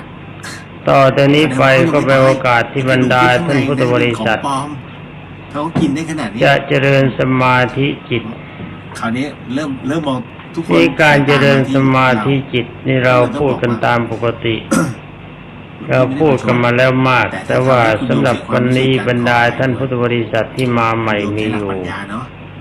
ศาสนาพุทธ ความจริงผู้ที่ปฏิบัติเก่า ขององค์พระสัมมาสัมพุทธ ก็น่าจะดีมากแล้ว คุณโยมนั้นได้ใช้ปัญญาในการคิด ความสำคัญของการเจริญพระกรรมฐาน ทุกสิ่งอันเนี่ย เมื่อมีเกิดขึ้น ในเบื้องต้นที่เราจะเอาดีกันได้ แล้วก็ดับลงก็คือตายลง องค์สมเด็จพระสัมมาสัมพุทธเจ้า เฮ้ยตายกินข้าว ทรงแนะนำไว้ในอุทุมปริกา เพราะฉะนั้น สูตร การตายนั่นหมายถึงว่า ว่าจงอย่าสนใจ ที่คุณโยมได้คือ กับความประพฤติปฏิบัติของบุคคลอื่น มันก็สิ้ ตอนนี้องค์สมเด็จพระผู้มีพระภาคเจ้า ดวงจิตของเขาไม่ได้สิ้นสภาพตาม ทรงแนะนำให้สนใจกับจริตคือจิตของตัวเป็นสำ กิ คั น ญ อยู่หรือกำลังล่องลอยถูก เรามีอารมณ์อย่างเดียวคือชำระความชั่วของจิตของเราเอง หลวงพี่อยากให้ใช้หลักปัญญา ตอนนี้จิตของเราถ้ามันจะดีหรือมันจะชั่ว โหดูดใหญ่เลย ก็สังเกตดูได้ มันก็แค่ฟอง ถ้าจิตของเราถ้าไปยุ่งกับจิตจริยาของบุคคลอื่น ไม่ดูความประพฤติอารมณ์ของจิตของตัวเองแล้วนั่นแสดงว่าเราเลวเกินไป ไม่แต่ ความมุ่งหมายของเราก็มีอย่างเดียว เราต้องการตัดราคะความรัก โทสะความโกรธ โมหะความหลง เรามาไหว้เขาเรามาไหว้ท่านเพราะ นี่จงดูจิตของเราว่าเวลานี้เรามีราคะไหม วันนี้มาพร้อมหน้าพร้อมตา เรามีโทสะหรือพยาบาทไหม เรามีความหลงไหม ชื่นใจแค่ อันนี้องค์สมเด็จพระสัมมาสัมพุทธเจ้าให้ดูอย่างนี้ เผาๆกันน่ะเป็นไงล่ะคิดว่า ถ้าจิตของเรามีราคะก็หาทางตัดราคะเสียด้วยอำนาจของสกายทิฏฐิและด้วยอำนาจของกายกตานุสติเราสุข10 ประการ บอกเลยว่าเขาไม่ได้รับหรอก ถ้าจิตของเรามีโทสะ ได้คาร์บอน หรือความพยาบาทจองล้างจองผลาญหวังจะทำลายบุคคลอื่นให้เราได้รับความเร่าร้อนหรือพินาศไปองค์สมเด็จพระจอมไตรบรมศาสดาให้ใช้พรหมวิหารสี่ มากที่สุดเท่าที่จะทำได้ คือเมตตาความรักกรุณาความสงสารมุทุตาไม่อิจฉาริษยาใคร 1 ใน 4ที่องค์พระสัมมาสัมพุทธ จะยอมเห็นความดีคือยินดีในความดีที่บุคคลอื่นปฏิบัติได้ ที่พุทธองค์นั้นไม่สามารถ อุเบกขาวางเฉยทำอารมณ์ใจให้สบายไม่เร่าร้อน กฎแห่งกรรมพุทธองค์ช่วยไม่ได้ หรือวิจินั้นองค์สมเด็จพระจินวรก็แนะนำให้ปฏิบัติในกสิณ4 ประการ บอกว่าอ๋อกรรมนี้ คือกสิณสีแดงสีเขียวสีเหลืองและสีขาวอย่างใดอย่างหนึ่งให้เป็น กรรม ฌาน ใครกรรมมันเมื่อทำสิ่ง อย่างนี้อารมณ์แห่งโทสะก็จะพินาศไป นี่กฎของโลก จะมีแต่ความเยือกเย็นใจ นั่นก็คือในเรื่องของปัญญา ถ้าโมหะความหลงเกิดขึ้น องค์สมเด็จพระสัมมาสัมพุทธเจ้าสอนให้เรายอมรับนับถือกฎของความเป็นจริง ที่หลวงพี่กำลังบอกคุณโยม ว่า ก็คือ ชาติปีทุกขาความเกิดเป็นทุกข์ นี่อย่างที่ 2 ชราปีทุกขาความแก่เป็นทุกข์ ว่าม รณะปีทุกขังความตายเป็นทุก ไม่ ข์ สามารถ โสกะปริเทวทุกขโทมนัสอุปายาตเป็นต้น แปลเป็นใจความว่าความเศร้าโศกเสียใจเป็นทุกข์ ถ้าคุณโยมไม่ปฏิบัติเอง ความพลัดพรากจากของรักของชอบใจเป็นทุกข์ให้ความทุกข์ทั้งหลายเหล่านี้มันเกิดขึ้นจากความโง่ของเราเอง นิพพาน เพราะอะไรเพราะว่าความเกิดก็ดี ความแก่ก็ดี ความเจ็บก็ดี ความตายก็ดี การพลัดพรากจากของรักของชอบใจ สิ่งที่ ก็ องค์พระ ดี สัมมานั้น มันเป็นของธรรมดา เกิดแล้วมันก็ต้องแก่ มันก็ต้องป่วย มันก็ต้องตาย ซึ่ง สิ่งทั้งหลายที่มีชีวิตแต่ไม่มีชีวิตที่เรารักที่เราปรารถนา มันมีอันที่ต้องพลัดพรากจากไปเป็นของธรรมดา โดยของแท้ได้ท่านทำให้ ถ้าเราจิตเข้าไปยึดถืออารมณ์ธรรมดาเสร็จแล้วมันก็หมดเรื่อง เลิกโง่เสร็จแล้วมันก็เลิกทุกข์ ท่านทำไม่ได้ ในการที่เรามีทุกข์ก็มีความโง่เป็นสำคัญ ถึงจะทำได้ เนี่ยอารมณ์จิตของเรานักเจริญกรรมฐานเพื่อทำความดีต้องการเท่านี้เป็นอันดับแรก หลายๆท่านได้ ถ้าอารมณ์ของท่านใคร่ครวญอยู่ในอันดับนี้ องค์สมเด็จพระจินสีบรมศาสดาสัมมาสัมพุทธเจ้าถือว่าท่านมีความดีเข้าถึงสะเก็ดของความดีในพระพุทธศาสนาเท่านั้น เหตุบังเอิญไม่มี ก้าวความดีส่วนนี้ไม่เข้าถึงจิตของท่านแสดงว่าท่านเลวเกินไปที่จะเป็นนักพจน์หรือว่าเป็นนักเข้าบุคคลผู้เข้าถึงพระพุทธศาสนาไม่เข้าถึงเลย เต็มไปด้วยคนตาย นี่จงวัดระดับจิตของตัวว่าเราดีแค่ไหนเราเลวแค่ไหน เชื่อเถอะสิ่งที่มันเกิดขึ้นเนี่ย ทั้งนี้เพราะอะไรเพราะว่านี่แกที่พูดก็นี่มันจะมานั่งด่ากัน หลวงพี่ไปตอบ พูดให้เข้าใจว่าเราดีหรือยังหรือว่าเรายังเลวมากเกินไป ในเรื่องของปัญญา เนี่ยอารมณ์ใจของเราต้องวนอยู่ในจุดนี้เป็นสำคัญเป็นอันดับ ต้อง แรก หยุดนิดนึงใจร่มๆแล้ว ไปนั่งดูจิตของเราว่ามันดีหรือมันเล สิ่ ว งใดก็ตามที่เกิดขึ้น ถ้ามันเลวก็คอยริดรอนให้มันหมดไป ที่มันเกิดขึ้นอยู่เนี่ยนะ ถ้ามันดีอยู่แล้วไซก็พยายามเพิ่มความดีให้มากขึ้น กับสิ่งที่กำลังเกิดขึ้นอยู่ อารมณ์จิตของเราวนเวียนอยู่ในระยะนี้ องค์สมเด็จพระผู้มีพระภาคเจ้ากล่าวว่าท่านเข้าถึงสะเก็ดความดีของพระศาสนา ไม่เตรียมตัว แต่เมื่อมัน ก็จงระวังว่าแค่สะเก็ดนี่มันไม่มีความแข็งแรง มันมีการทำลายตัวแล้วหล่นได้ง่าย มันไม่แน่นหนา เพระฉะเห็นไหม เหลือนิดเดียวก็ลงนรกไป ยังไงก็ไม่สามารถ นี่ความดีต่อไปที่องค์สมเด็จพระจอมไตรบรมศาสดาทรงแนะนำ อย่างที่หลวงพี่ นั่นก็คืออันดับแรกทรงศีลให้บริสุทธิ์ เมื่อมันเกิดขึ้นแล้วนะขณะ เราจะไม่ทำลายศีลด้วยตนเอง ลำไรลำพันธ์ ไม่แนะนำให้บุคคลอื่นทำลายศีล เราไม่ได้ก็ต้องปล่อยไป หรือไม่ยินดีเมื่อบุคคลอื่นทำลายศีลแล้ว เอื้อมมือสอย ประการต่อไปองค์สมเด็จพระจอมไตรทรงแนะนำให้ระงับนิวรณ์5ประการ เพราะให้รู้ไว้ว่า นิวรณ์5ประการได้คนหนึ่งกามฉันทะมีความพอใจในรูปสวยเสียงเพราะรสอ และอย่าง ร่อย ที่สี่ก็คือว่าก ลิ่นหอมความการสัมผัสในระหว่างเพศ ถูกเราได้หรือ ถ้าอารมณ์ใคร่ครวญอยู่ในกามารมณ์ ควรจะดำเนิน อารมณ์อย่างนี้จงอย่ามีในจิตของเรานี่เป็นอันดับที่หนึ่ง เป็นพอ เจริญพร ถ้ามันมีขึ้นก็ใช้กายกตานุสติและสุขกรรมฐานเป็นสำคัญเข้าทำลายทันที โยมพี่สุวรรณยากล่าวนมัสการค่ะ ไม่ใช่ปล่อยให้มันกำเริบ รายการที่สองพระพุทธเจ้าทรงระงับความโกรธและความพยาบาท ความโกรธความเชียมบาทจะระงับได้โดยอำนาจพรหมิหารสี่หรือก็ศีลสี่ตามที่กล่าวมาแล้ว กราบนมัสการครับเจริญพร อันนี้วรณ์ตัวที่สามได้ความง่วงเหงาห้องนอน ถ้าความง่วงเหงาห้องนอนเกิดขึ้นก็พยายามแก้ไขด้วยการลืมตาให้กว้าง ที่ บ้าง เกริ่นเอาไว้ ขยี้ตาบ้างเอาน้ำล้างหน้าบ้างลุกขึ้นเดินเสียบ้างนิวรณ์ตัวที่สี่ได้แก่อุทธัจจะกุกุจจะอารมณ์ฟุ้งซ่านและรำคาญเสียงภายนอก อยากได้นี่สร้างแล้ว ถ้าอาการอย่างนี้เกิดขึ้นองค์สมเด็จพระสัมมาสัมพุทธเจ้าทรงแนะนำ หลวงพี่ยกตัวอย่าง ให้ใช้อานาปานุสติกรรมฐานเข้าระงับ ใกล้ๆ รายการที่ห้าวิจิกิจฉาเราจะไม่สงสัยในคำสั่งสอนขององค์สมเด็จพระสัมมาสัมพุทธเจ้า ไม่ใช่ปัจจัยหลวงพี่ โดยพิจารณาไตรลักษณ์คืออนิจจังของเป็นความไม่เที่ยงทุกครั้งเป็นทุกข์อนัตตา มีการสลายตัวเราไม่สามารถจะบังคับได้เป็นสำคัญ ในเมื่อระงับนิวรณ์ห้าประการได้แล้วองค์สมเด็จพระบัณฑิตแก้วให้แผ่เมตตาไปในจักรวาลทั้งหมด สมมุติไม่ตายแล้วหลว อง ง พี่ ค์สมเด็จพระบรมสุคตทรงแนะนำให้ท่านทั้งหลายมีเมตตาจิตรักคนและสัตว์อื่นเสมอด้วยชีวิตของเรา คำตอบคือ ไม่คิดประทุษร้ายไม่คิดจะกลั่นแกล้งไม่คิดจะบีบคั้นใคร เจ้าวาดเป็นที่เรียบร้อยนี่คือ รายการที่สองและมีความสงสารปรารถนาจะเกื้อกูล อันนี้ได้ไงเนี่ยผมสร้าง บุคคลอื่นและสัตว์อื่นให้มีความสุข ไม่ต้องการให้ใครมีความทุกข์เห็นบุคคลไหนผิดพลาดไปด้วยประการใดก็แนะนำด้วยความเมตตาปราณี นั่น ไม่ใช่จะคิดประหัตประหารทำลายบุคคลอื่นให้รับความเร่าร้อน ไม่ยอมปล่อยสักที รายการที่สามมีจิตอ่อนโยนคือพลอยยินดีเมื่อบุคคลอื่นปฏิบัติความดีแล้ว บังเอิญ เรายอมรับนับถือความดีนั้นตัดอารมณ์อิจฉาริษยาให้หมดไป ไม่ได้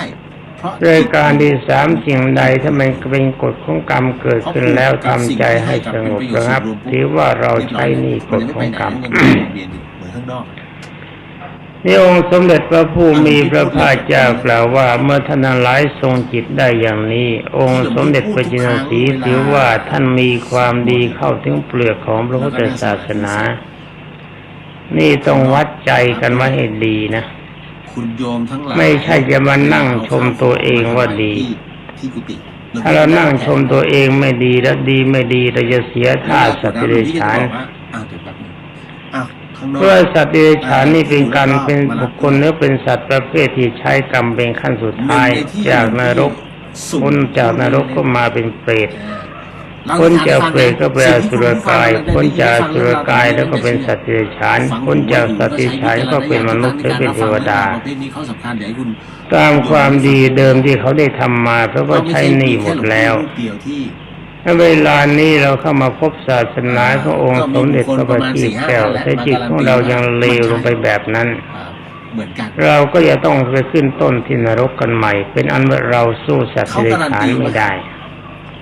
ด้านหน้า นี่ยงเตือนใจมันไว้เสมอว่าเราจะต้องไม่ยอมแพ้สัตว์เดรัจฉานเราเป็นคนไม่ยอมขาดทุน ปนเปี้ยน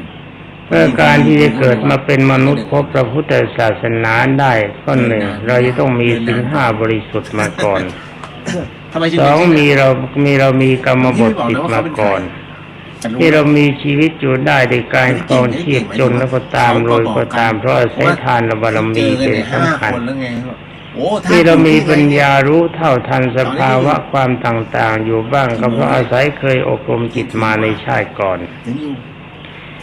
นี่อาศัยความดีเราสนับสนุนออกมาจึงเกิดเป็นมนุษย์ได้ถ้าเรากลับย้อนลงไปนรกใหม่แสดงว่าเราเลวเกินไป พี่เอามาแล้วนะแพลน เราจะนึกว่าเลวเฉยๆก็ไม่ควรจะคิดจะเอาจิตเข้าไปเทียบกับสัตว์เดรัจฉานเพราะไอ้นี่มันจะเกิดเป็นคนหรือเกิดเป็นเทวดา ที่จะนั่งจัดรายการครับ แต่เรากลับไกลถอยหลังไปนรกอันนี้มันก็แย่มากเต็มที งั้นจริงๆนะพอดี องค์สมเด็จพระจินสีกล่าวว่าอัตนาโจทยัตตานังจึงกล่าวโทษโจทย์ความผิดหาความชั่วของตัวไว้เสมอ เปรตตัวนี้ ว่า ก็ให้เปรียบเทียบเอาจิตของเราว่าเวลานี้ของจิตของเราเป็นมนุษย์หรือว่าจิตของเราเป็นเทวดาหรือว่าจิตของเราเป็นพรหม เรียกว่าหมักได้ ถ้าเลวลงไปจิตของเราเป็นสัตว์นรกหรือว่าจิตเป็นเปรตเป็นอสุรกายเป็นสัตว์เดรัจฉานถ้าจิตประเภทนี้ไม่ดีแน่ขาดทุนนี่ให้เตือนตนเองไว้เป็นปกตินิสมะกรนังเสยโยการจะทำการจะพูดให้ใครครูเสียก่อนว่าไอ้เราทำนี่มันดีหรือว่ามันเลวนี่เป็นกฎสำคัญการทรงความดีอย่างนี้องค์สมเด็จพระทรงทันกล่าวว่าท่านทั้งหลายมีอารมณ์เข้าถึงเปลือกของพระพุทธศาสนาไอ้เปลือกนี่ก็ถอยหลังลงนรกได้ง่ายยังไม่ดีพอยังเอาดีไม่ได้ไม่เป็นสาระไม่เป็นแก่นสารต่อจากนั้นองค์สมเด็จพระวิสมานกล่าวว่าถ้าทำอย่างนี้ได้ครบถ้วนก็ให้ทำปุเพนิวาสานุสติญาณให้ปรากฏคือระลึกชาติถอยหลังได้โดยไม่จำกัดชาติเมื่อทำอย่างนี้องค์สมเด็จพระบรมโลกนาถกล่าวว่านั่นเราเข้าถึงกับพีความดีของพระศาสนาได้อย่างลงนรกได้ง่ายหลังจากนั้นไปองค์สมเด็จพระจอมไตรบรมศาสดากล่าวว่าจงทำทิพยจักรญาณให้ปรากฏเราสามารถจะรู้ว่าคนและสัตว์ที่มาเกิดนี่เดิมทีมาจากไหนคนและสัตว์ที่ตายไปแล้วเขาตายแล้วไปอยู่ที่ไหนอย่างนี้องค์สมเด็จพระจอมไตรกล่าวว่าเข้าถึงกันของพระพุทธศาสนาแต่ว่าการเข้าถึงแก่นอย่างนี้ก็อย่าพึ่งทะนงตนว่าดียังไม่ดีพอเพราะถ้าเผลอก็ยังลงนรกได้ต่อจากนั้นไปองค์สมเด็จพระจอมไตรให้พิจารณาขันธ์ห้าว่ารูปเวทนาสัญญาสังขารวิญญาณมันไม่ใช่เราไม่ใช่ของเราเราไม่มีในขันธ์ห้าขันธ์ห้าไม่มีในเราพยายามตัดสกายทิฏฐิว่าอัตภาพร่างกายนี้มันไม่ใช่เราไม่ใช่ของเราเราไม่มีในร่างกายร่างกายไม่มีในเราเราไม่ยึดถือขันธ์ห้าว่ามันเป็นเราเป็นของเรามีสภาพอย่างยืนหลวงพี่จึงเราพยายามพิจารณาตามคำสั่งสอนขององค์สมเด็จพระสัมมาสัมพุทธเจ้าด้วยปัญญาว่าควรเชื่อหรือไม่ควรเชื่อที่พระพุทธเจ้าพูดอย่างนั้นถ้าเรามีความเชื่อมั่นว่าองค์สมเด็จพระทรงดันเทศจริงว่ากฎของกรรมบุคคลใดทำความชั่วมีผลเป็นทุกข์ใครทำความดีมีผลเป็นสุขเด็กๆนักศึกษาเนี่ยมาช่วยทุกข์เพราะตายแล้วลงอบายภูมิสุขเพราะตายแล้วไปสู่สุคติเวลามีความมีชีวิตอยู่ก็มีความชื่นใจสุขใจไม่เร่าร้อนไม่มีกรรมที่เราทำเข้ามาสนองตัวเราเชื่อได้ด้วยอำนาจของปัญญาต้องใช้ปัญญาเป็นเครื่องพิจารณาไม่ใช่เป็นนั่งถามชาวบ้านไปคอยเอาอาศัยชาวบ้านเขาแต่อย่างนั้นไม่มีการได้ดีเดี๋ยวไม่ใช่หลวงพี่นะเรื่องนี้เกิดขึ้นความรู้ประเภทนี้ต้องเกิดด้วยอำนาจปัญญาของเราตามแบบและจากนั้นไปเมื่อเราเชื่อองค์สมเด็จพระสัมมาสัมพุทธเจ้าว่านรกมีจริงสวรรค์มีจริงความสุขมีจริงความทุกข์มีจริงเราจะมีความสุขได้ก็เพราะอาศัยความดีเป็นเครื่องสนับสนุนให้ความสุขหมายถึงความชื่นใจไม่ได้ความร่ำรวย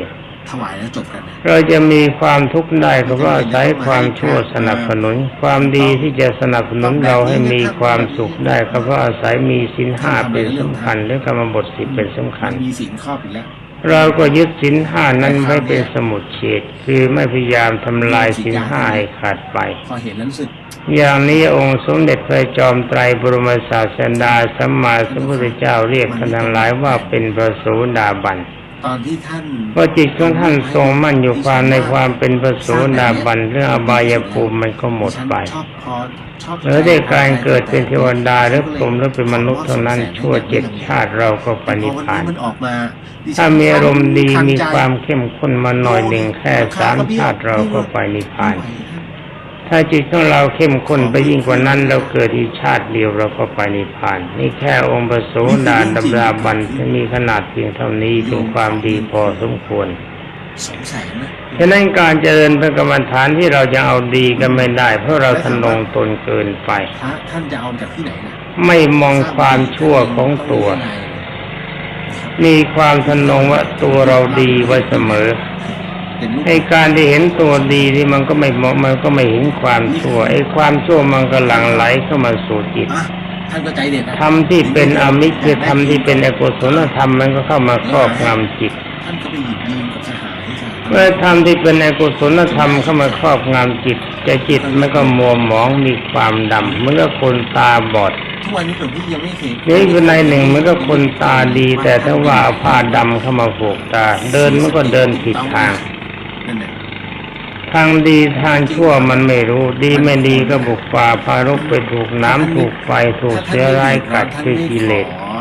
สมทบ ที่องค์สมเด็จพระบรมโลกเชษฐ์แนะนำให้ท่านหลายพยายามรู้ตัวไว้เสมอ โดยใช้คำว่าอัตนาโจทยัตตา ถ้า นัง ท่านไม่บอกบุญท่านยืม ความจริงเรื่องนี้คนภายในนี่เราพูดกันมานับเป็นร้อยครั้ง ไม่เฉพาะครั้งเดียว เรื่องราวตัวนี้น่ากลัวมาก แต่ว่าให้พิจารณาตัวเองว่าเราดีและชั่วเพียงใด ดีไม่ดีปฏิบัติกันมานับเป็นแรมปี เอาแม้แต่สเก็ตความดีของพุทธศาสนาก็ปฏิบัติไม่ได้ ทั้งนี้เพราะอะไรเพราะใจมันเลวเกินไป เนาะ นี่การจะทรงความดีได้ก็ต้องปฏิบัติตามนี้เป็นสำคัญนี่เป็นอันดับแรก เดี๋ยวพี่นอนไม่หลับคือตุ้ม ต้องใช้จิตใช้ปัญญาพิจารณาใคร่ครวญไว้เป็นปกติ อย่าถือการทรงสมาธิเป็นเหตุ ถ้าถือการทรงสมาธิโดยการภาวนาเฉพาะกำหนดรู้ลมให้ใจเขาออกคำภาวนาอย่างเดียวปัญญามันก็ไม่เกิด เมื่อปัญญาไม่เกิดแล้วความทะนงตัวมันก็ปรากฏ ทั้งหลายนั่งพอนั่งสมาธิ ความทะนงตัวก็ได้แก่มานะการทะนงตัวประเภทนี้ความดีไม่มีแต่ความเลว เนี่ยได้ เพราะอะไรมองไม่เห็นความเลวเราชั่วชั้นขนาดใดก็ตามทีเลยแต่เรานึกว่าดีอยู่เสมอมันจะดีได้ยังไง ให้นั่งสมาธิ ฉะนั้นขอบรรดาท่านทั้งหลายในฐานะที่เป็นสาวกขององค์สมเด็จพระจอมไตรบรมศาสดา จงจำถ้อยคำขององค์สมเด็จพระสัมมาสัมพุทธเจ้าว่าอัตนาโยโจทยัตตานัง จงเตือนตนได้ตนเองกล่าวโทษโจทย์ตนเองไว้เป็นปกติ เพราะฉะนั้นในเรื่องของความโลภ มองหาความชั่วของตัวไว้เป็นปกติ ถ้า เมื่อมองเห็นความชั่วแล้วก็ทำลายความชั่วให้พินาศไป ตามนโยบายที่องค์สมเด็จพระจอมไตรทรงแนะนำไว้พระพุทธภาษิตอีกบทหนึ่งว่านิสสัมมะกรนังเสยโย หลวงพี่ก็ไม่เชื่อ ก่อนจะทำก่อนจะพูดคิดไว้เสียก่อนว่าเรามีสภาวะเป็นยังไง จริงๆหลวงพี่ไม่เชื่อ ทำให้มันสมควรกับสภาวะของตนเป็นสำคัญ จริงๆคำว่าผี เอาละต่อที่นี้ไปขอทุกท่านตั้งกายให้ตรงดำรงจิตให้มั่น ผีพนัน กำหนดรู้ลมให้ใจเข้าออกเวลาให้ใจเข้ารู้อยู่ว่าให้ใจเข้า ไว้คน เวลาให้ใจออกรู้อยู่ให้ใจออก เวลาให้ใจเข้านึกว่าพุทธเวลาให้ใจออกนึกว่าโท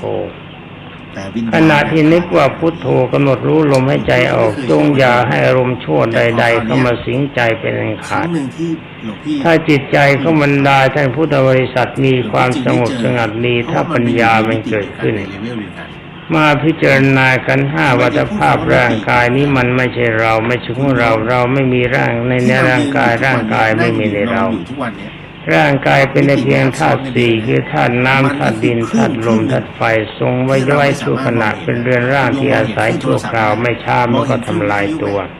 มองเห็นไหม ถ้าเรายังหลงไหลไปฝันว่ามันเป็นเราเป็นของเราก็เชื่อเรามีความชั่วมากเกินไป เพราะมันเป็นปัจจัยของความทุกข์ มันทับซ้อนกัน เราจะมีความสุขได้ก็เพราะอาศัยไม่ยึดถือขันธ์ห้าเป็นสำคัญ พี่ไม่เคยเชื่อมาก่อน เพื่อขนาดใดบรรดาท่านพุทธบริษัททุกท่านมีการวางขันธ์ห้าเส้นได้แล้วเมื่อไรท่านทั้งหลายก็ชื่อว่าเข้าถึงมรรคผลเมื่อนั้น เนาะ แล้วต่อที่นี้ไปขอทุกท่านตั้งกายให้ตรงดำรงจิตให้มั่นกำหนดรู้ลมให้ใจเข้าออกใช้คำภาวนาและพิจารณาตามอัธยาศัยจนกว่าจะได้ยินสัญญาณบอกหมดเวลา ท่านคะทำไมพระจึงไม่ฉันเจ หรือมังสวิรัตไปเลยล่ะคะ สำหรับวันนี้ ดีต่อสุขภาพด้วย หรือว่าน่าจะ ก็ เป็น จะขออธิบาย พระน่าจะดี และ นะคะ เป็นในปฏิยากาศเทศนา ไม่ใช่ผู้ใหญ่ เพราะว่า รู้เลยใช่ไหม ถ้าจะอธิบายต่อจะ โยม ต้อ จะ ง รู้ ก่ ทั อน น ทีว่าวัยรุ่น ก็จำไม่ได้เพราะช่วงนี้เป็นหลายวัน คุณโยม สำหรับวันนี้ก็ โย จะ ม ข ถาม อ ว่าทำไม พูด พ ถึ ระ ง จึ อาง ไม่ นิ ฉัน ส เจ งส์ หรือมังสวิ มี รัติ การ ไป ถ เลยว าย นะ พระไตรปิฎ ดี ก ต่อสุขภาพด้วยหนูว่าน่าจะเป็น ถวาย กฎของพระ สังฆทา นะ น น่าจะดี ถวายตู้ มันดี เย็น มันดีนะ เป็นปัจจัยยังความสุขให้เกิดแก่บรรดาพระสงฆ์ในพระพุทธศาสนา ฉันเจมันเป็นเรื่องที่ดี หรือว่าธรรมะธรรม แต่ อันนี้ ในครั้งพุทธกาลเนี้ย ไม่รับทราบไว้ด้วย พระเทว ว่า ทัต การบำ แน่ เพ็ญ นอน กุ ที่ ศ สุด ลทุกอย่างที่บุคคลใดตั้งใจเพื่อกระท พระเทวทัตนั้นเคยนำเสนอ ำอันนั้นเป็นพระกรรมฐาน 3 รอบด้วยกันว่า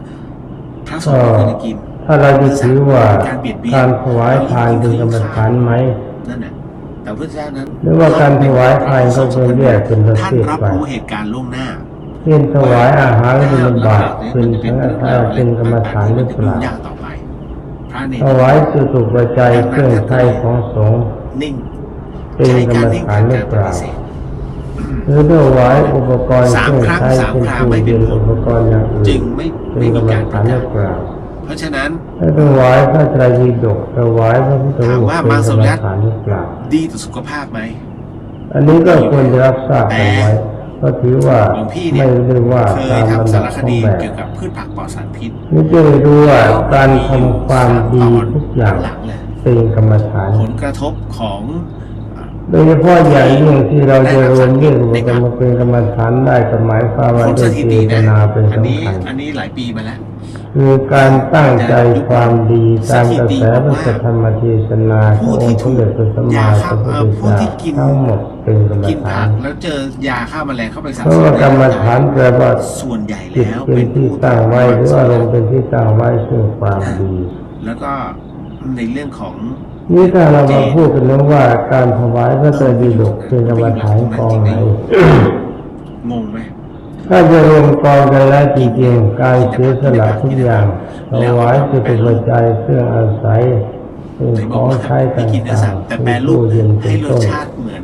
รส ด้วย ชาติ เครื่องใช้ต่างๆปัจจัยทั้งหมดถวายพระไตรปิฎกเป็นจาทานสติกรรมฐาน ในส่วนของ ที่เข้ามาเป็นกรรมฐานก็หมายความ กา ว่าร ฉั ขอน ง อะไร ตั้ง เนี่ย ใจ ฉันเจฉันมัง ตั้งใจไว้ว่าจะถวายพระ ไม่เป็นกฎพระแน่นอน นี่ตัวตั้งใจนี่เป็นสมาธิจิต ปัจจุบันจะวุ่นวาย เป็นจิตดานุปัสสนามหาสติปัฏฐานในมหาสติปัฏฐานสูตร อดเนื้อ นี่ สัตว์ ถ้าถวายพระไตรปิฎก ไม่นี่แหละเรื่อง เป็นจาทานุสติกร ต่อ รม มา ฐานเพราะอะไรเพราะให้การให้หรือการบริจาคการตัดใจให้ มันสอง มอบให้เป็นการเสียสละเจ้าของไม่ได้มายึดถือว่าเป็นของ ทำไม ท่านต่อไป ตัวเขียนพยัน หรือว่าสิ่งทั้งหลายเหล่านี้ต่อไปเป็นสมบัติของพุทธศาส เข้าใจ นานี่จะเป็นจาทานุสติกรรมฐาน ไม่มีไม่มี แล้วก็มาพูดกันถึงพระไตรปิฎก ทำไม หมาย การ ถึง เขียน อะไร พยาน เป็น จึง พระ ต้อง ธร เขี ร ย ม นเป็น คำสั่ง ภาษา สอนพระองค์สมเด็จพระสัมมาสัมพุทธเจ้า เรียกว่าเป็นภาษาขอมอ่ะ รวมพระธรรมคำสั่งสอนไว้ทั้งหมดทั้งพระวินัยปิฎกพระสุตตัญญปิฎกพระวิธรรมปิฎก ภาษา ถ้าท่านเจ้าของปรารภว่าสิ่งทั้งหลายเหล่านี้เป็นพระธรรมคำสั่งสอนพระองค์สมเด็จพระสัมมาสัมพุทธเจ้า เพราะฉะนั้น จะเป็นธรรมานุปัสสนามหาปฏิป ทุก ทาน ที่ และจะเป็นธรรมานุปัสสนามหาปฏิปทานในกรรมฐานโน้น ถือพราหมณ์กันมาก่อน และพราหมณ์เขา มีการถวายของใช้ทั้งหมดได้เป็นจาทานุปัสสนามหาปฏิปทานให้จาทาจาทานุปัสสนามฐานอันนี้ได้ เรื่อง สำหรับถวายพระไตรปิฎกทำเป็นธรรมานุสติกรร การ ม ศึกษา ฐาน ในเรื่องของอักขระเกิดขึ้น เป็นอนุว่าการทำความดีทุกอย่างที่เราตั้ง มัน ใจ มีอิทธิ ท พลมาตั้งแต่โบราณแหละ ำอย่างพระสงฆ์ตั้งใจปฏิบัติในพระธรรมวินัยพ เรา ระ เรี อย ก ง ว่า ค์ ภา สม ษา เด็จพระสัมมาสัมพุทธเจ้า เมื่อภาษา ด้วยการระมัดระวังไม่พลั้งพ เรา ลาด มา ใน เขียนมา วิ เป็น นั ภาย ษาไทยในปัจจุบันนี้ ส่งเสริมกำลังใจด้วยธรร ดัง มะ นั้น ที่ เนี่ อย งค์ส ไอ้ มเด็จ ภา พระ ษา สัม ที่ มา เขียน สั ใน มพุท พ ธ ยัญ เจ้า ชนะ สอน เขาจึงต้องคงส นี่ ภาพ คือจัดว่าเป็นธรรมานุปัสสนา ให้รับรู้ มหาป เรียก ฏิ ว่า ป ภาษา ทาน ครู หรือว่าเป็นธรรมานุสติกรรมฐาน เนาะเข้าใจเนาะ นี่การที่เราประรบธรรมพระธรรมคำสั่งสอนขององค์สมเด็จพระสัมมาสัมพุทธเจ้า โดยมีความเคารพว่านี่เป็นคำสอนของพระพุทธเจ้าจัดเป็นพุทธานุสติกรรมฐาน ไม่พยายามจะหา และบรรดาญาติโยมพุทธบริษัทจะนิยมสมพรจากการถวายวันนี้และบรรดาท่านพุทธบริษัทปฏิบัติร่วมเราและเราทุกสิ่งทุกอย่างทั้งหมดนี้เราให้ไว้เพื่อเป็นการบำรุงความสุขและบำรุงสติปัญญาของบรรดาพระสงฆ์ในพุทธศาสนาจัดเป็นสังฆานุสติกรรมฐานเรื่องของกรรมฐานนี่บรรดาท่านหลายให้มีความเข้าใจด้วย อันนี้เป็นข่าวใช่ไหม ก็อยู่ดี มีโรงงาน ผม หนึ่ง ไม่อยู่ เขาห้ามพนักงาน ถ้ามีใครก็ พ ว่าก กระดาษ ว่า ทิชชู่และผ้าอนามัยมาทำงา อย่าน ตั้งใจอยากจะทำทางเป็นสาธารณ ฝ่า ประโย ฝื ช น น์ จะถูกอยากจะปลูกบ่อน้ ฝ่าฝืนถูกเตือนและปรับ ำอยากจะสร้างสระ ถึงไล่ อยาก อ จะ อก ปลูกต้นไม้ ว่า ปลูกต้นไม้ใหญ่ เจ้าของ ป บ ลู ริ ก ษัท ต้นไม้เล็ก ถูกหมอดู ให้ ทัก เป็น มา ที่สบายใจของบรรดาโกงคนทั้งหลาย ถูกหมอดูทักมา ถ้าเขาจะถามว่า จะ นี่ เป็ เป็นกรรมฐาน ถ้า ไหม พกไปแล้วจะทำให้บริษัทรอด ถ้าย าก อย่างใดอย่างหนึ่งที่เขาต้องสละทรัพย์สินออกไป แค่ตรงนี้ บอก นะ เขาได้เลยบอกเป็นจาคานุสติกรรม แค่ ฐา ตรง น นี้บริษัทก็รอดยากแล้ว ถ้าสร้างโดยอาศัยความเมตตาจิตและเกรงว่าคนจะอด คือถ้าเป็น น้ำ ควา บ้าง มจริงเนี่ย คนจะไม่มีความสบายและอาศัยต้นไม้อย่างนี้เป็ ห น ลวง ต้ พี่ น ว่าคนที่ออกกฎ อย่างนี้จัดว่าเป็นพรหมาจัด เขาเรีย ว่าก ว่าขวางทางทุกข์ เป็นเมตตาให้ค คน น จะเข้าห้องน้ำไปปลดทุกข์ เป็นพระกรรม ต้อง ฐา ห้าน มนู่นห้ามนี่ นี่โปรดเข้าใจเพื่อใครเข้ามา แค่นี้ ถาม ก็ไม่รุ่งแล้ว ตอนนี้ว่าถามว่าพระกรรมฐานมีอะไรบ้าง แล้ว บ หม อ อก ดู ว่ามี ย้าย อ หนี งค์การจริงๆอยู่40อย่าง ดูยัง แต่ ไง ว่าการปฏิบัติทุกอย่างคนน้อมก็ไปได้ใน40 มี อ อย่า ย่าง ง ไหนห้ามคนเข้าห้องน้ำ นี่ถ้าศึกษาเข้าใจแล้วก็ไม่มีอะไรเป็นของยาก ไอคนทักก็ยังไม่รอด นี่มาว่ากันโดยเฉพาะอย่างแต่อาจ ใคร จะไม่จบ นั่งอันบิดไปบิดมา อย่างท่านเจ้าภาพถวายพระไตรปิฎกไว้ในพุทธศาสนา เอ่อ ถ้าจิตใจนึกอยู่เสมอว่านับธนบัตรนี้เป็นต้นไปความจริงอานิสงส์นั้นมันเริ่มได้มาตั้งแต่คิด หลวงพี่ ว่าจะ หนูสวดมนต์ตอนดูคอนเสิร์ต อานิ แบบ สง นี้ ส์ได้ ได้บุญไหมคะ คิด ไม่ได้ ว่า แกล้ง จะ ถาม ถ นะ วา คะ ยพระไตรปิฎก ทำจริง คิด แถม ว่า มี จะ จิบ ให้ ลำไย ตู้ ด้ พ วย ระไตรปิฎกคิดว่าจะถวายตู้เย็น รู้ใช่ไหม ถ้าเป็นเครื่องบำรุงความสุขของบรรดาที่อยู่ เขาบอกว่า ในอุบา หลวงพี่ อุบา หนู สิกา สวดมนต์ตอนดูคอนเสิร์ต เป็น ไอ้ สา ดู ธาร ต ณ อน ป สว ระ ด โยชน์ สวดม คิ น ด ต์ตอนดู ว่า คอน จะ เสิร์ต ไว้ นี่แปลก สุป เลย จัยพระตาหารที่บรรดาพระสงฆ์ในพระพุทธศาสนา ตึง อารมณ์นึก ตึ อยู่อย่างนี้ ตึง ท่านเรียกว่า ตึง สมาธิคือการตั้งใจสมาธิก็คือการตั้ ตาง ย ใจ แล้วทำได้เหรอ ตั้งใจไว้ในส่วนไหนที่เราเรียกว่ากรรมฐานเรียกว่าตั้งใจไว้ในส่วนที่เป็นกุศล อะไรนะ อารมณ์ที่เป็นสมาธิ สวดแบบนี้จะได้บุญไหมคะ ทั้งหมด คิดไม่ได้ไหม การตั้ง ถ้าจิต ใจ ถ้า ตั้ง ทำ จิ แล้ว ต จิ ที่ ตส เป็น ง ส บ มาธิต้องเริ่มทำให้จิตมันตั้งมาก มันยาก จิตมันทรงอารมณ์อย่างที่เราจะ ต่อ ฝึ มา กเจริญสมาธิจุดใดจุดหนึ่งแล้วก็ แล้วก็ ฝึกการตั้งใจว่าเราจะทรงอารมณ์นี้ไว้ แล้วก็จิบลำไย ยี่เจ้าภาพ ไอ้นี่ ทั้งหมด ตัว ที่ นี้ ตั้งใจจะถ คุณโยมรู้ วาย ว่า อะไรก็ น้ำลำไย ตามหรือจะให้อะไรก็ตาม น้ำอัมพันธ์เออ มันเริ่มตั้งใจมาตั้งแต่จุดแรก อ๋อ เมื่อตั้งใจและอารมณ์ก็คิด ไม่ต้องสวด ว่าเมื่อไรเราจะได้ทำเมื่อไรเรา อยา จะ ก ได้ ทำอะไร ท ทำไปก่อนแล้วกลับบ้าน ำอารมณ์ที่ยังทรงอยู่อย่างนี้จัดว่าเป็นสมาธิจิต เหนื่อยใจ นี่สมาธิจิตและละสิ่งทั้งหลายเหล่านี้จะมี ต่ อา อ นิ มา สงส์เป็นประการใด เอ่อ นี่ว่าท่านอานิ ถ้า ส เรา งส์ ได้ ที่ กลิ่น มัน ทู ได้ บ จากวัตถุ ห เล รือย เสียง นะ หมาหอนนี้ มันแปลว่าผี การ มา ถ ใช่ไหม วาย ค พ รับ ระไตรปิฎกไว้ หรือ ใน ทำไม พระ ต้อง พุทธ มาแส ศา ดง ส ให้ นา เห็นแบบ พระไตรปิฎก น้ำไหล เป็ เอน ง ปัจจัยเครื่องให้ หรือ ปัญ มานั่ ญาง ดู กับบรรดาที่สูง ทำไมไม่เรียกเราเลย พระสมณเณร อ่า ก็รู้สึกว่าสมัยสมณเณรมีการค้น น้ำ คว้า ให้มันไหล ท่อง เนี่ย จ เขาจะรู้ไหม ำ ว่าเรา คำ ต้อ สั่ ง ง เสีย สอ ค่าน ของ น้ำ องค์สมเด็จพระสัมมาสัมพุทธเจ้าก็เกิดปัญญา คุณโยม เมื่อ ไป พระ ภาพ สงฆ์สมณเณรเกิดปัญญาแล้ว ถ้าเราได้ ก็ กลิ่น นำ ธู เอา ป พระธรรม หรือเสียงหมา คำ หอ สั่ น ง แป ส ล อน ว่า นั้นไปสอน ผีมา กั ใช่ บ ไหมครับรรดาท่านพุทธบริษัท หรือทำไม ที่มีความ จะต้อง สนใจ มาแสดงตน บรรดาท่านพุ ให้ ทธบ เห็น ริ แบ ษั บ ท ใน ทั้งหลาย รูปขอ ที่ ง รับฟัง น้ำไหล มี เอ ค ง วาม ในห้อง สน น้ำ ใจท่านนั้นหลายก็เกิดปัญญาไปด้วย เงียบๆที่ปลายเท้าอะไรแบบเนี้ย นี่ปัญญา ทำไมไม่เรียกเราเลย กิดจากไหน หรือถ้า ก็เกิดจาก จะมาแบบทำให้น้ำไหลเนี่ย ฐาน มึงไม่รู้ อัน เลย นี้ ว่า สงส์ที่จะพึง เนี่ย ได้ เป็นคนที่ ความ เสี จ ย ริง ข้าว จาคานุสติกรรมฐานนี่ไปที่ฐานได้ง่าย นะ เพราะว่าเป็นตัวละ อันเนี้ย เป็นตัวตัด น่ารักมาก ยาคะแปลว่าตัด ทำให้หลายๆท่านได้คิด ตัด ตาม ทรัพย์ตัดสินอันเป็นส่วนบำรุงความสุขของตนเอง ไอ้เรื่องของการ เข้ามามอบหมายไว้ในส่วนสาธารณประโยชน์โดยเฉพาะอย่างยิ่งเป็นสมบัติของ หลวงพี่ พุท ถึ ธ งได้บ ศา อก ส ว่า นา ไอ้เรื่องของควันทูบเนี่ยมันมีมา ความจริงการให้ทานในพุทธศาส มันมี นา มาแต่ ท่าน ส น มั อก ย ข ข อ อง ง พุทธศาสนามีผลต่าง อะไร กัน นะ มาก อียิปต์เนี่ย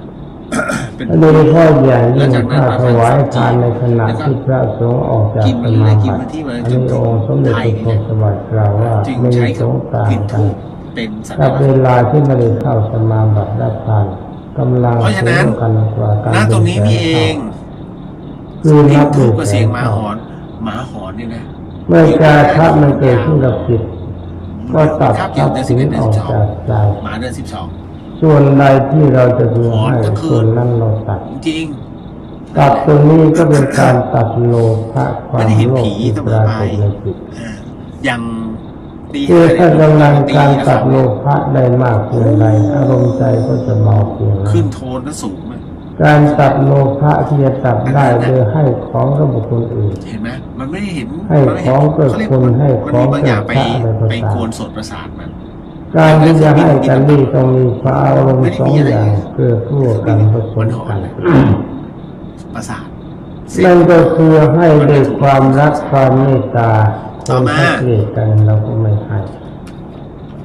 มันต้องรักกัน ทำไมต้องมาแสดงให้เห็นแบบน้ำไหล เราให้ด้วยความรักเป็นเมตตาในมรรคมือหัน ตัว สี นี้เป็นน้ำป่า นี่เป็นกรรมฐานกองหนึ่ง ทำไมต้องมาโผล่ตรงที่ ให้ด้วยความเคารพเป็นการบูชา ต้องมา ความดี เนี่ยเปิดปิดไฟ นี่ก็เป็นกรรมฐานกอง ไม่ ห กลั นึ่ ว ง ไฟ บู ขึ้นหม้ ชา อ ความดีก็ได้แก่อนุสติต่าง ก็ทำได้อยู่นะ ๆเป็นพุทธานุสติธรรมานุ ต่อ ส มา ติสังฆานุสติเทวตานุสติเป็นต้น อ่า เมื่อนึกถึงความดีของพระพุทธเจ้านึกถึงความดีของพระธรรมนึกถึงความดีของพระอริยสงฆ์เรา ทำไมผีชอบซ้ำ กา เติ ร ม ให้ ค ประ น เทศ ที่ นี้ กำ เป็ ลั น ง การ ลำบากอ บู ยู่ ชา คะ ความดี ทำไมไม่เว้น หรือว่าให้มากๆกำลังใจก็ จะเป็น เบา อะไร จากค ที่ วามโล คอย ภ รังแกเราเสมอ และอาการ ไม่ จะ ให้ตั้ ให้ งตัว ก็ ได้สัก อา ที ศัยค เรา วาม ควร เมต ทำไง ตา ดี และ คะ ความเคารพเป็นสำคัญ คุณโยม อันนี้เมื่อเรา ไม่ ให้ ไม่ ได้ เข้าผี การให้ ใน เป็ เรื่ น อง การ ของ ตัดความโลภความเมตตาตามีเป็นปัจจัยตัดความโกรธและพยาบาทนี่เราจะเห็นได้ว่าเพียงแค่สองจุดนี้ก็มีทางเดินทางใกล้เข้าสู่นิพพานเดินหน้า ไอ้ ขึ้น ที่เรา ตา ขายอะ ทาง ถูกไหมถูก นี่เมื่อความโลภมันหมดไปและสลายตัวไปความโกร แล้ว ธ รา ส คา ลาย ถู ตั ก ว ไหม ไปความหลงมันจะอยู่ได้ยังไง มันต้องแมทกัน เพราะว่าอาศัยเพราะเรามีความโลภ เพราะไม่งั้นเนี่ย มันมี โยมจะ ความ โทษสิ่งที่ ความโลภกับความโกรธสองอย่างมันจะเกิดขึ้นมาได้เพราะว่าความหลงเป็นตัวสั่ง ทำไมผีมันต้องมาซ้ำเติมวะ เป็นจอมบงการไม่เกิดมันเดินหน้าของความโลภกับความเดินหน้าของความ พ ห ลาด ล แล้ว ง พลาดอีกอะ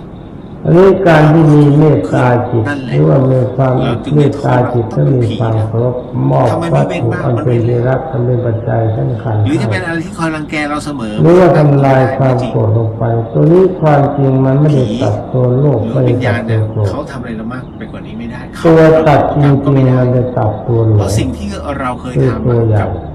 กับเขา ถ้าตัวหลงยังมีกำลังอยู่สูงมากเพียงใดเราให้ทานไม่ได้และระงับความโก ก็ ร เล ธ ย ไม่ ต้อง ได้ ชี้แจงก่อน ต่อมา เราจะรู้ว่าความ ไปด้วยความรวดเร็ว ความโกรธคือมันจะความหลงมันจะลดลงไปมากเพียงใดก็เราจะทราบได้จากการตัดใจบริจาคทาน ชื่นใจ ทานเราตัดใจบริจาคได้มากเพียงใดและมีจิตใจที่เชื่อในการให้มากเพียงใดนั่นแสดงว่าตัวหลงมันลด คุณ ไป ผู้ฟัง และอาร สิ่ง มณ์ขอ ที่ งค คุ วา ณ ม ผู้ โกร ฟัง ธก็ กำ เหมื ลั อง น จะ กัน ได้ยินได้ฟัง ถูก เรื่อง กำลั ราง วจาก สงฆ์ หล หรือ วง ปัจ พี่ จัย ต่อไป ที่ นี้ อ นะ ยู่ได้ อย่าเชื่อ ให้ ถ้า ฟัง อารมณ์นี้ โดย ยัง ใช้วิ ทร จาง ร อ ณ ยู่ ญาณ ใน ในการ กำลัง ฟัง ใจ นะครับ เพีย มัน ง ไม่ ใด มีข้อ ก็ สำคัญ เป็น อ จุ ยาก ด ให้ ใก คุณ ล้ ฟัง ถึง ได้ฟัง ผ่าน เป็นนิยายฟัง แล้วก็ถ้าจะ ใช้ มี หลักการ จิต มาสู่ ใจหมดอะไรในร่างกายของตัวเอ เรื่องของ ง เรื่อง หรื เป็น อว่า เรื่อง ร่างกายนี้ไม่ ของ มี โย ค ม วาม วิน สำคัญ ส่งเรื่องนี้มาให้ มันมีความเกิดขึ้นในเบื้องต้นมีความแก่เป็นเรื่องกลางมีการ หลวงพี่ครับ หายตัวไปในที่สุด บ้านผมเป็น เราจะไม่ต้อง เกษต การ รกร ร่าง กัน กายต่อไปเพราะร่างกาย อยู่ เป็น ที่นค ปั ร จ สว จั ร ย รค์ค ข รั อบ งความทุกข์ แล้วก็ที่บ้านผมปลูกแก้วมังกร แล้วก็กับมะม่วงเพื่อจะ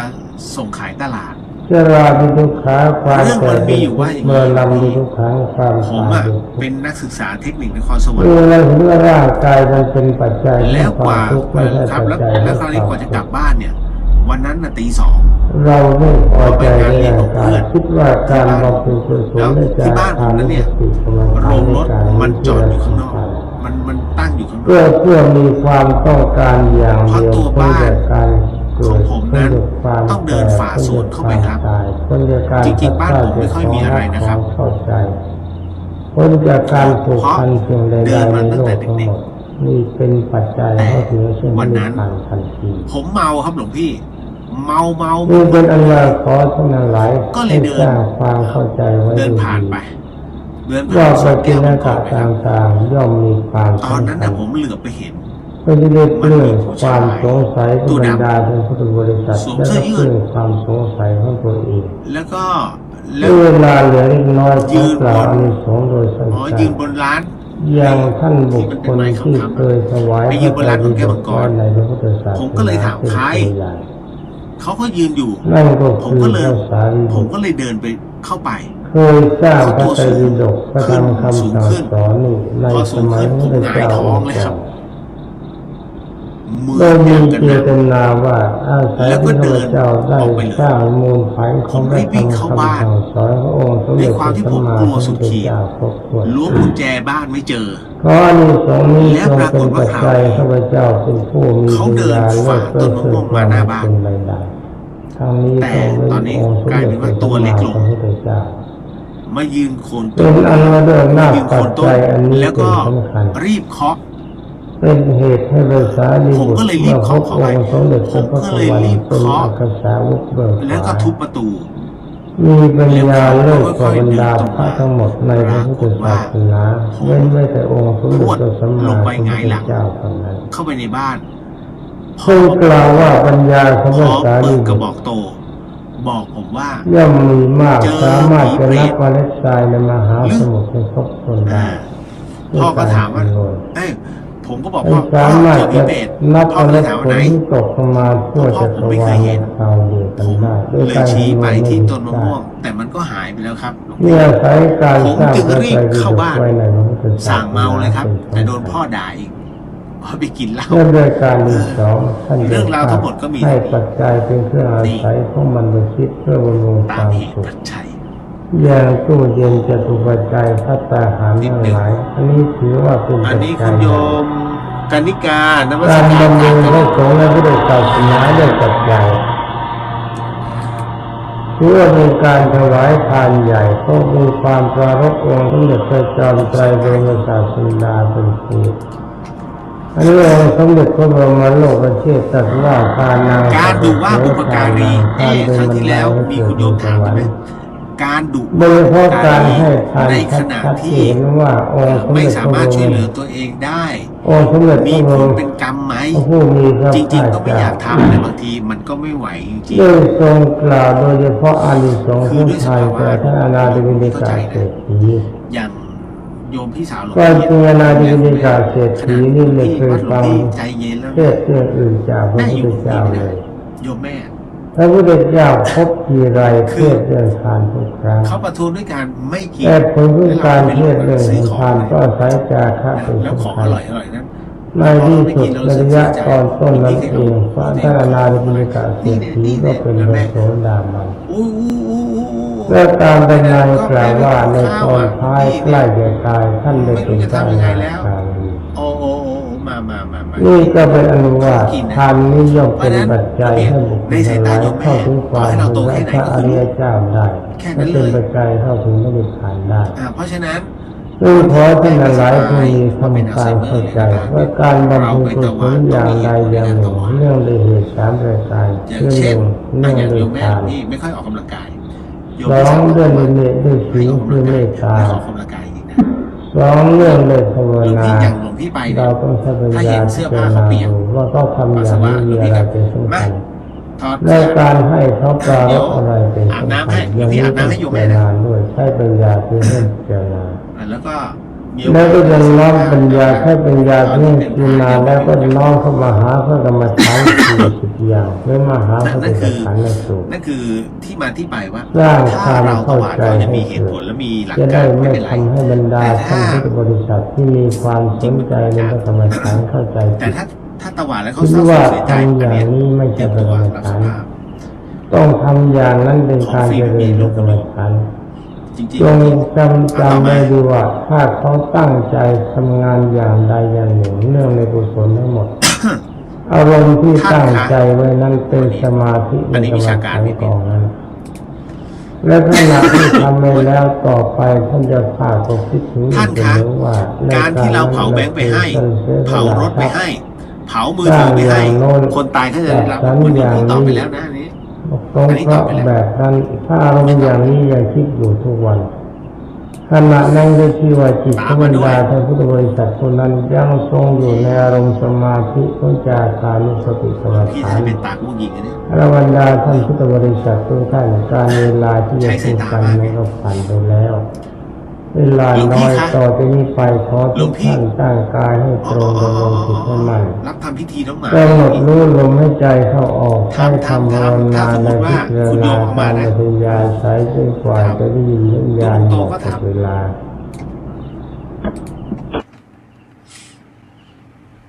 ท่านสาธุชนพุทธบริษัททั้งหลาย ต่อมา และพโยคาวาจร หนู ทั้ง ทุ ห กข์ ลาย ใจมาก บัดนี้ คือ ท่านทั้งหลายได้พากัน หนูเป็น สมาทาน LGBTQ กรรมฐาน แล้วก็สมาทานศีลแล้ว บชให้พ่อแม่ได้ วันนี้จะขอ ไม่ พูด อยาก เรื่อง คือไม่อยากบวชดีกว่า กาย บอก ค ตาม ตา ตรง นุสติมร แล้ ณาวนุ พ่อ ส แม่ ติและ คา อุ ด ป หวัง ส ว่า มานุ อยาก ส จะ ติ เกาะชายพระเหลืองขึ้นสวรรค์หนูควรทำอย่างไรดี ทั้ง ท่าน สามรายการเพราะว่าโดยเฉพาะอย่างยิ่งอนุสติ ไอ้ ทั้ กาง ร สาม เกาะชาร าย ย พระ การ เหลือง นี้ ขึ้นสวรรค์ จุดพิสดารก็มีอยู่ มัน เฉ เป็น พาะกายคตานุสติเท่านั้น นามธรรม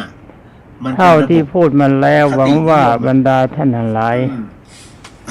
คงจะพอ จริ มี งๆอะไร ความ ก็ เข้าใจ ได้นะที่เป็นความดี ทั้งนี้แต่หากว่า คือ ท่านฟังแล้ว เราไม่จำเป็น จะ ต้องบวชนะ ใช้สัญญาเป็นสำคัญ อะไรก็ตามที่เป็นความดีอะ โดยไม่ใช้ปัญญาประกอบ จบเลย จะให้พูดให้ละเอียดย่อมเป็นไปไม่ได้ แค่นั้นก็พอแล้ว หากว่าใช้สัญญาความจำอย่างเดียว ไอ้ที่ไปบอกว่า จะพูดให้ละเอียดเพียงใดประโยชน์ก็ไม่ เกาะชายพระเหลื เกิ อง ด ขึ้นสวรรค์ ฉะนั้นเมื่อเวลาที่ท่านทั้งหลายรับฟังมาแล้วจงใช้พิจารณาปัญญาพิจารณาใคร่ครวญด้วย โอ้ และก็ใช้สัญญาด้วยประกอบกันจึงจะมีผลสำหรับวันนี้ก็จะขอนำอมรณานุสติกรรมฐาน จะได้พักผ่อ กัน บ ได้ อุปสมานุสติกรรมฐาน บวกกับกายคตานุสติ หลวงพี่ถึงฮะ และก็บวกกับสกายทิฏฐิ หรือว่านอนน้อยวะ เอามาประมวล จริง กัน ๆมันรู้สึกปวดหมด ทั้งนี้ถ้าหากว่าจะแยกกันก็เสียเวลา คนที่ทำกรรมหนัก เพราะว่าเวลาป เว ฏิ ลา บัติ เขา จ รับผล ริง กรร ๆ ม เขา แบบ รวม ตก กัน น รกนี้ เขาลงไป เริ่มต้น ขุ ตั้งแต่อนาปานุสติ เลยหรือเปล่ มา ถึงพุทธานุสติ แยกก่อน ธรรมานุสติ คุณโยม สังขานุส ผล ติ กรรม ศี กับ ลาน ร นุ ก สติจาคานุสติ เทวตานุสติ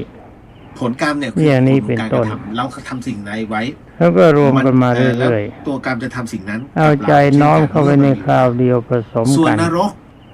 นรก โดยเฉพาะ คื อย่างยิ่ง ขจริ เบื้องปลาย คุณโยม ที่จะเข้าถึงอรหัตผลได้ เพราะนั้น ต้องเน้นหนัก ต้องมาเป็ ใน นตัว กาย ตน คตานุสติ มรณานุสติ และอุปสมานุสติ เขาจับทรมาน ถ้าไม่เน้นหนักตอนนี้การปฏิบัติ ที่ ไม่ ลง ผ โท ล ษ ไม่ นั้น มี จิต ผล อาจจะ ถึงที่สุด เป็นเขาเรียกอะไรทำเป็นอกุศล สำหรับ นะ กายคตา ส่วน นุ ผ ส ล ติ กรรม ก็พูดมา ก็ต้ แล้ อง ว ไปเผ พอ ชิญ ส กัน ม ข้าง ค ห วร น้าเมื่อมีโอกาสที่จะต้องเผชิญ เมื่อเราพิจารณาเห็นว่าร่างกายนี้ประกอบด้วยการ32มีธาตุสี่ สิ่ง เป็น ที่ พื้น หลวง ฐาน พี่บอกว่าเนี่ย มีความสกป ทำ รก อะไร เป็ ไว้ นที่ทรง สิ่งนั้น ตัว จะต้องกลับมาหาเรา แล้วก็พิจารณาต่อไป ชายก็เกิดเป็น ว่า หญิง ร่างกายนี้เมื่อ ทำ ส หด ภาพมันเป็นอย่างนี้แล้ว นี่คือ มันจะทรง เรื่องจริง ตัวได้หรือเปล่า คุณโยมงั้นเดี๋ยวเอา เมื่อ เท่านี้ก่อน หา เนาะ ความจริง เพราะพรุ่งนี้หลวงพี่ ถ้าใช้ปัญญาไม่พบ โอ้ย ก็จง อ้าว ดู รับพร ตัวอย่างคนที่เขาเกิดก่อน วัน คื นี้ อ ขออ ส นุญต ภาพของ ก่น ร่างกายไม่มีการทรงตัว มีการเสื่อมไปเป็นปกติ โอ้โหปวด ไอ้เสื่อมก็คือแก่ ประสาทหลวงพี่ไม่รับรู้จริงๆเนี่ย ตามที่ พอ พูด อ่าน มาแล้วใน ปุ๊บ ตอนต้น เห็นจะเป็นเรื่องของ ย่างนี้แล้วอะโอ้โห ธรรมวิภาค ขออนุญาต ว่าเมื่อเกิดแล้วเรามี ต่อไป ความแก่เป็นธรรมดาไม่ร่วงเพราะไม่สามารถจะร่วงพ้นความแก่ไปได้ สัมพุทธัสสะนะโมตัสสะภะคะวะโต แล้วก็เราก็ต้องมีความป่วยไข้เป็นธรรมดาไม่สามารถจะล่วงพ้นความป่วยไข้ไปได้ สัมพุทธัสสะสิทธิ เรามี กิจสิทธิ ความ กรร ตาย สิทธิ เป็นธรรมดาไม่สามารถจะล่วงพ้นความตายไปได้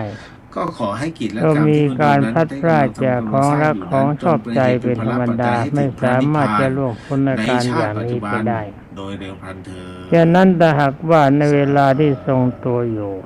ถูก เราทำความ โอ้ ดี ช็อต ผลดีก็ให้ผลเป็นสุข หลวงพี่ช็อตดื้อๆเลยนะ ถ้าเราทำความชั่ว เมื่อกี้ ผลแห่งความชั่วก็ให้ผลเป็นทุกข์ เอาล่ะ ทีนี้เราก็มาเลือกสุข พรุ่งนี้ เพราะร่างกายนี่มันมี อย่างที่ ส ว่า ภาพ ท่านใดที่ เป็นอย่างนี้ จะเอา เราไม่ อะไร สามารถ มาถวาย จะหลีกเลี่ยงมัน ในเมื่อเราไม่สามารถจะหลีกเลี่ยงไปได้เรา ข ค อบ วรจะ คุณมาก ทำใจยังไง ขอบคุณมากแล้วเจอกันแล้วเจอกัน เราก็วางอารมณ์ไว้ว่าร่างกายนี้ปกติ นอ มัน น หลับ แก่ ฝัน ลง ดี ไปทุกวัน นี่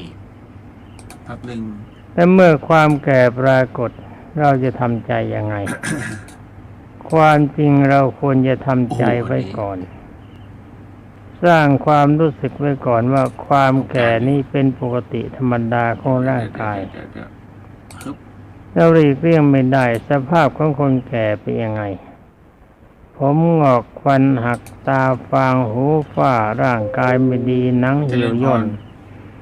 หลวงพี่ เป็นอันว่า สงสัย ความจำก็เสื่อม ต้องเช็ค สติสัมปชัญญะก็เลวทรามร่างกายก็ใช้งานไม่สะดวก นั่งมองดูคนแก่คนอื่นเสียก่อน ว่าสภาพของความแก่ของเขาเป็นยังไง และก็จงคิดว่าสักวันหนึ่งข้างหน้าอาการอย่างนี้มันจะปรากฏกับเรา ในเมื่ออาการอย่างนั้นปรากฏเราจะสร้างความรู้สึกยังไง เราจะเสียใจเราจะทุกข์ใจเราจะเศร้าใจเพราะความแก่เขาครอบงำอย่างนั้นหรือถ้าทำอารมณ์ใจอย่างนั้นก็ไม่ถูก ต้องใช้อุเบกขาในขั้นสังขารุเบกขาญาณอุเบกขาตัวนี้เนี่ยเป็นสังขารุเบกขาญาณจริง ต้องวางเฉยในมัน เพราะว่าถ้ามันจะแก่ในเมื่อเราห้ามความแก่ไม่ได้นี่จะเสียใจเศร้าใจมันก็ไม่เกิดประโยชน์ ก่อนที่จะวางเป็นสังขารุเบกขาญาณเราก็มานั่งนึกดูว่าร่างกายนี่น่ารักน่าชมไหมที่เราพยายามเลี้ยงดูด้วยประการทั้งปวงประคบประหงมด้วยเหตุต่างๆหาอาหารให้ยารักษาโรคให้เครื่องประดับให้สถานที่อยู่บำรุงบำเรอความสุขทุกอย่าง แต่ถ้าว่าเราไม่ต้องการให้มันแก่มันกลับจะแก่ จุดนี้ต้องตั้งไว้ในเขตของนิพพิทายานคือสร้างความเบื่อหน่ายว่าขันธ์ห้าประเภทนี้มันเป็นของไม่ดี ถ้าเป็นเพื่อนเราก็ต้องเลิกคบ เพราะว่าเป็นเพื่อนที่อกตัญญูไม่รู้คุณไม่รู้จักสนองคุณเราบ้างเอาเปรียบเราอย่างเดียวเราปรนเปรอทุกอย่างแต่เพื่อนไม่เอาใจเราเลยให้เราเป็นฝ่ายเอาใจแต่ผู้เดียวอย่างนี้เราก็ต้องเลิกคบกันสำหรับขันธ์ห้าคือร่างกายก็มีสภาพเดียวกัน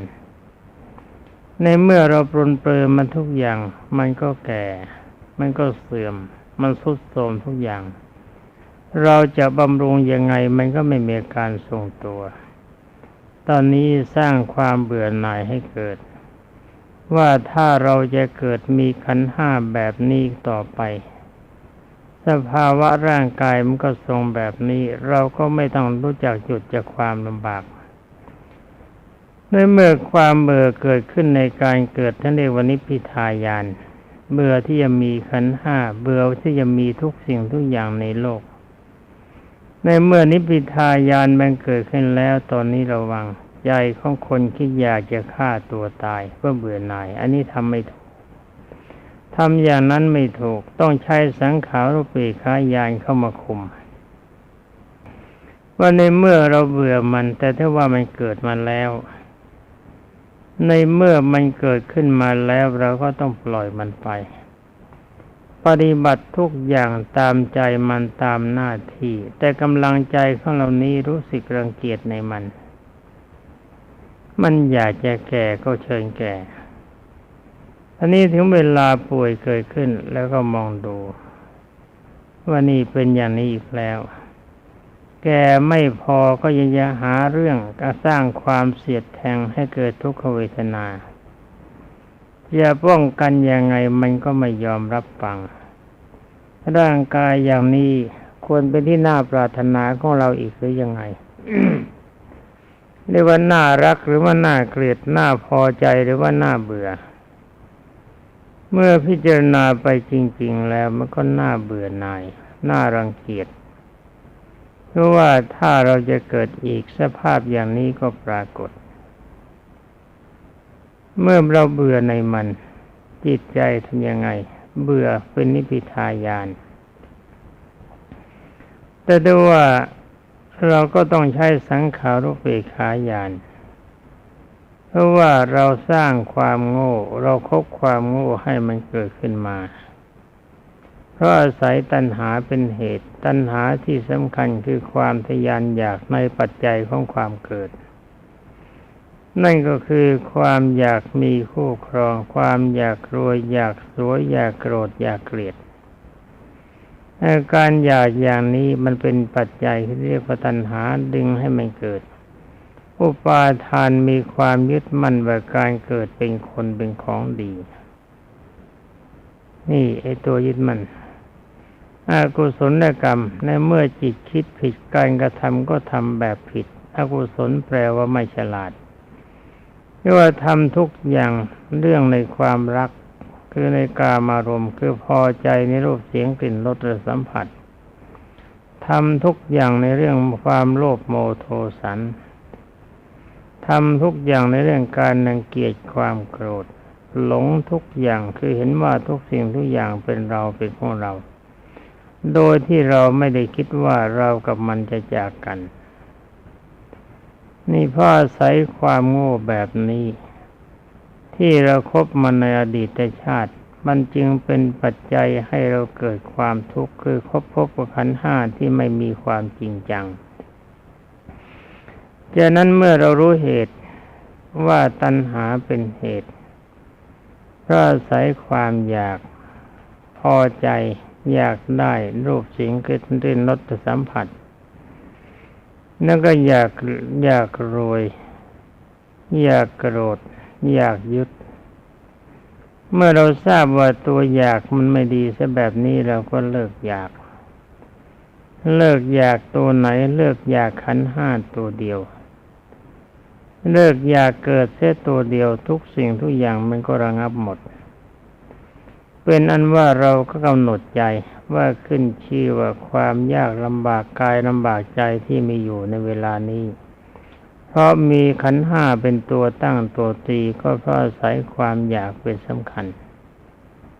นับตั้งแต่บัดนี้เป็นต้นไปขึ้นชื่อว่าอยากมีขันธ์ห้าไม่มีสำหรับเราความต้องการขันธ์ห้าคือร่างกายของบุคคลอื่นเพื่อมาเป็นคู่ครองไม่มีสำหรับเราเพราะมันเป็นปัจจัยความทุกข์การยึดถือว่าทุกสิ่งทุกอย่างในโลกวัตถุธาตุต่างๆเป็นเราเป็นของเราไม่มีมันเป็นเครื่องอาศัยชั่วคราวเมื่อยังมีลมปราณเท่านั้นเป็นอันว่าร่างกายอย่างเราที่จะเกิดมาเพื่อเป็นเราร่างกายของบุคคลอื่นวัตถุธาตุต่างๆเราไม่พึงปรารถนามันอีกแต่แล้วว่ามันมีแล้วมันเกิดแล้วก็ทำใจวางเฉยคิดหาทางหนีตลอดเวลาว่าสิ้นลมปราณเมื่อไรเป็นความดีสภาพอย่างนี้จะไม่มีสำหรับเรานี่คิดถึงตอนนี้นะป่วยมาคิดถึงเห็นคนตายที่เขาตายเป็นครูก็นึกถึงถ้อยคำขององค์สมเด็จพระบรมครูที่ทรงตรัสว่าสัพเพสัตตามริสันติมรณันตังหิจีวิตังเป็นอันว่าสัตว์ทั้งหลายทั้งหมดที่เกิดมาในโลกนี้ไม่มีใครเหลือตายหมด นี่ผมแปลถือใจความเป็นสำคัญแม้แต่เราก็ต้องตาย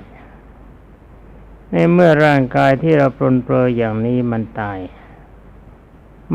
ยแล้วเราตายไหมถ้าเราตายเสียด้วยคำว่าตกนรกเป็นเปรตเป็นอสุรกายเป็นสัตว์เดรัจฉานเป็นมนุษย์ใหม่เป็นเทวดาเป็นพรหมมันก็ไม่มีฉะนั้นเมื่อมันตายเราไม่ตายมันคือใครมันคือธาตุสี่ที่ประกอบขึ้นด้วยอาการ32เป็นของน่าเกลียดนั่นคือมันไม่ใช่เราคือจิตที่มันเข้ามาอาศัยในร่างกายนี้เป็นอันว่าในเมื่อมันตายเราไม่ตายจะคบมันทำไมเราก็เลิกคบขึ้นชื่อว่าขันธ์ห้าประเภทนี้มันไม่ดีมีความตายเป็นอดีสุดแล้วท่านกล่าวต่อไปว่าเราจะต้องพลัดพรากจากของรักของชอบใจหมายความว่าวัตถุธาตุใดๆแม้แต่คนและสัตว์ที่เราถือว่าเป็นสมบัติของเราเป็นผัวเราเมียเราพ่อเราแม่เราลูกเราหลานเราเพื่อนของเราวัตถุธาตุต่างๆอาคารบ้านเรือนเงินทองทั้งหมดที่ถือว่าเป็นเราเป็นของเราในเมื่อเราตายแล้วร่างกายมันตายแล้วเราก็ไม่มีสิทธิ์ที่จะมาปกครองฉะนั้นเราจะต้องทำกรรมดีไม่ทำกรรมชั่วคือหนึ่งทานามัยมีทานไว้เป็นปกติเพื่อตัดความโลภเป็นปัจจัยแห่งความไม่เกิดสองศีลไมยมีศีลไว้เป็นปกติเพื่อป้องกันอบายภูมิสามภาวนาใหม่มีสมาธิตั้งมั่นมีปัญญาฉลาดรู้เท่าสภาวะตามความเป็นจริงเพื่อรวมความว่าแต่กายทิฏฐิคือร่างกายนี้เป็นของไม่ดีมันไม่ใช่เราไม่ใช่ของเรา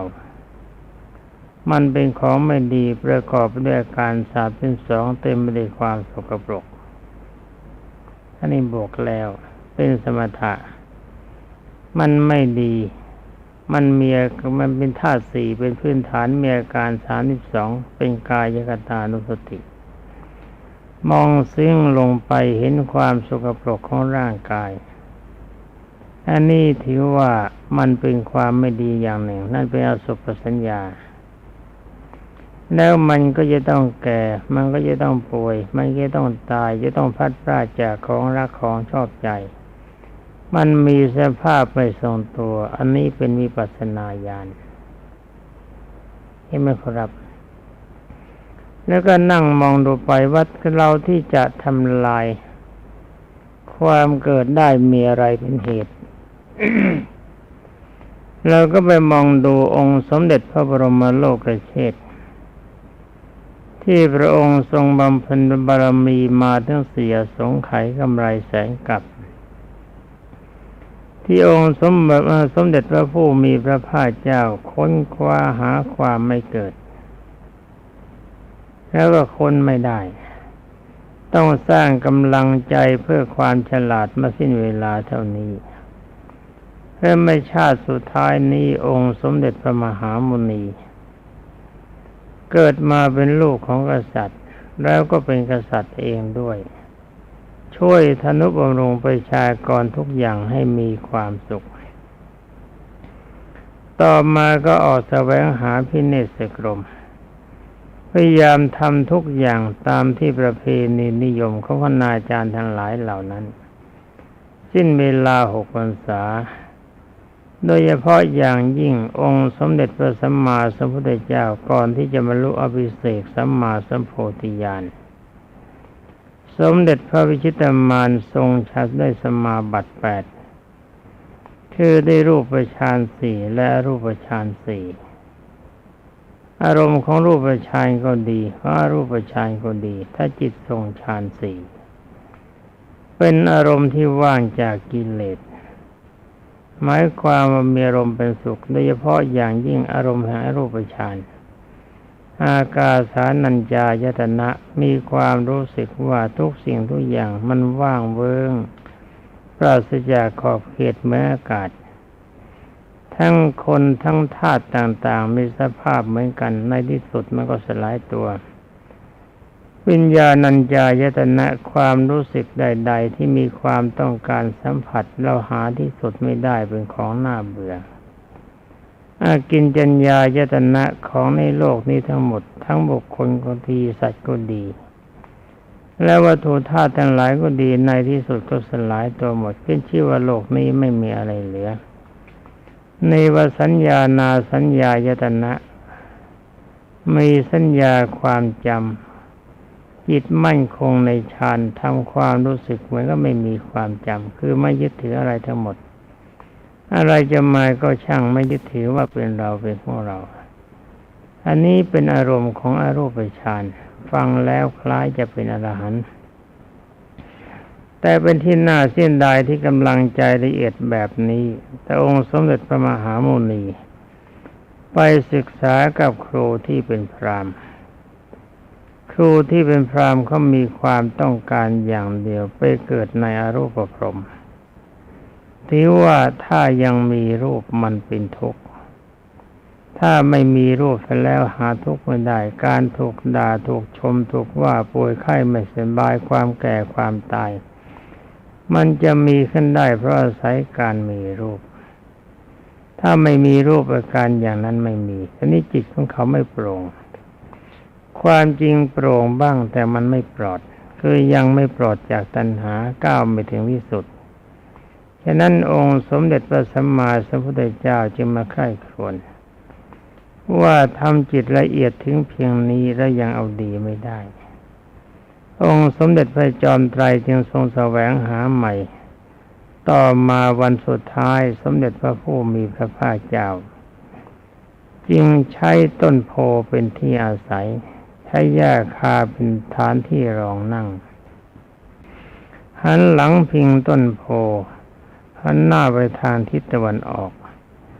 ทรงตั้งจิตอธิษฐานว่าถ้าเราไม่บรรลุอภิเษกสัมมาสัมโพธิญาณเพียงใดเลือดและเนื้อของเราจะเหือดแห้งไปหรือว่าชีวิตตินทรีย์จะตายเสียที่ตรงนี้ก็ตามเราจะไม่ยอมรักนั้นลูกจากที่นี้แล้วในที่สุดองค์สมเด็จพระชินสีห์ก็ทรงได้ปัญญาเกิดขึ้นเบื้องหลังใกล้สว่าง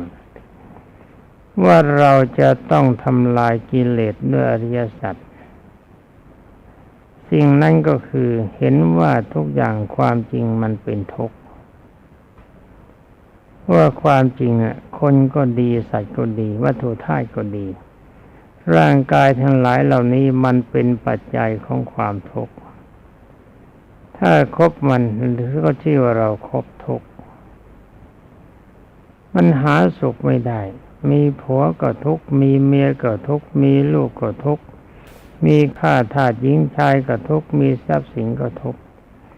การกินก็ทุกข์นอนก็ทุกข์ผ้าผ่อนท่อนสบายที่จะมาหามาได้และหามาด้วยความทุกข์แต่ตัวทุกข์ตัวนี้ท่านทั้งหลายถ้าจะว่ากันไปได้อีก30 ปีมันไม่จบก็นั่งพิจารณาดูกันแล้วกันว่าองค์สมเด็จพระทรงทันมองเห็นทุกข์จึงได้พ้นทุกข์เมื่อเห็นทุกข์แล้วพระองค์ก็ค้นคว้าต่อไป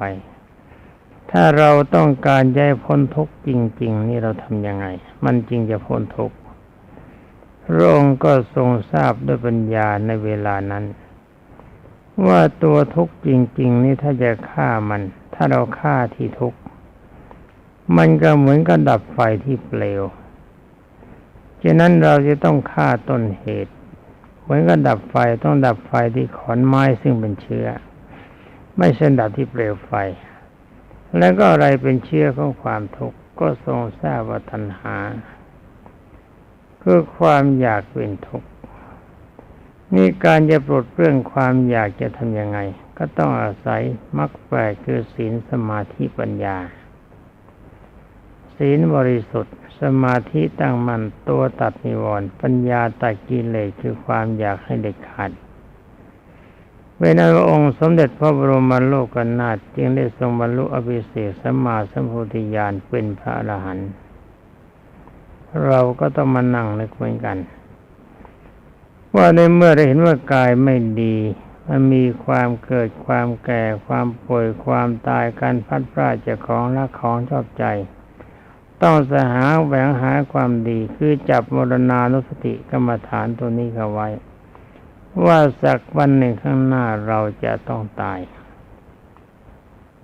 ในเมื่อความตายมาถึงเราจะไปทางไหนเลือกทางไว้เลยอย่าตายอย่างคนตาบอดเรารู้ว่าเราจะต้องออกจากบ้านหลังนี้ก่อนจะไปจะสะสมทรัพย์อะไรบ้างที่ไว้เพื่อเป็นความสุขในวันหน้าหรือข้างหน้าร่างกายอันนี้มันจะพังเมื่อไรก็ไม่แน่มันอาจจะพังเดี๋ยวนี้นี่สักครู่หนึ่งจะพังด้วยการอย่างไรเราก็ไม่ทราบ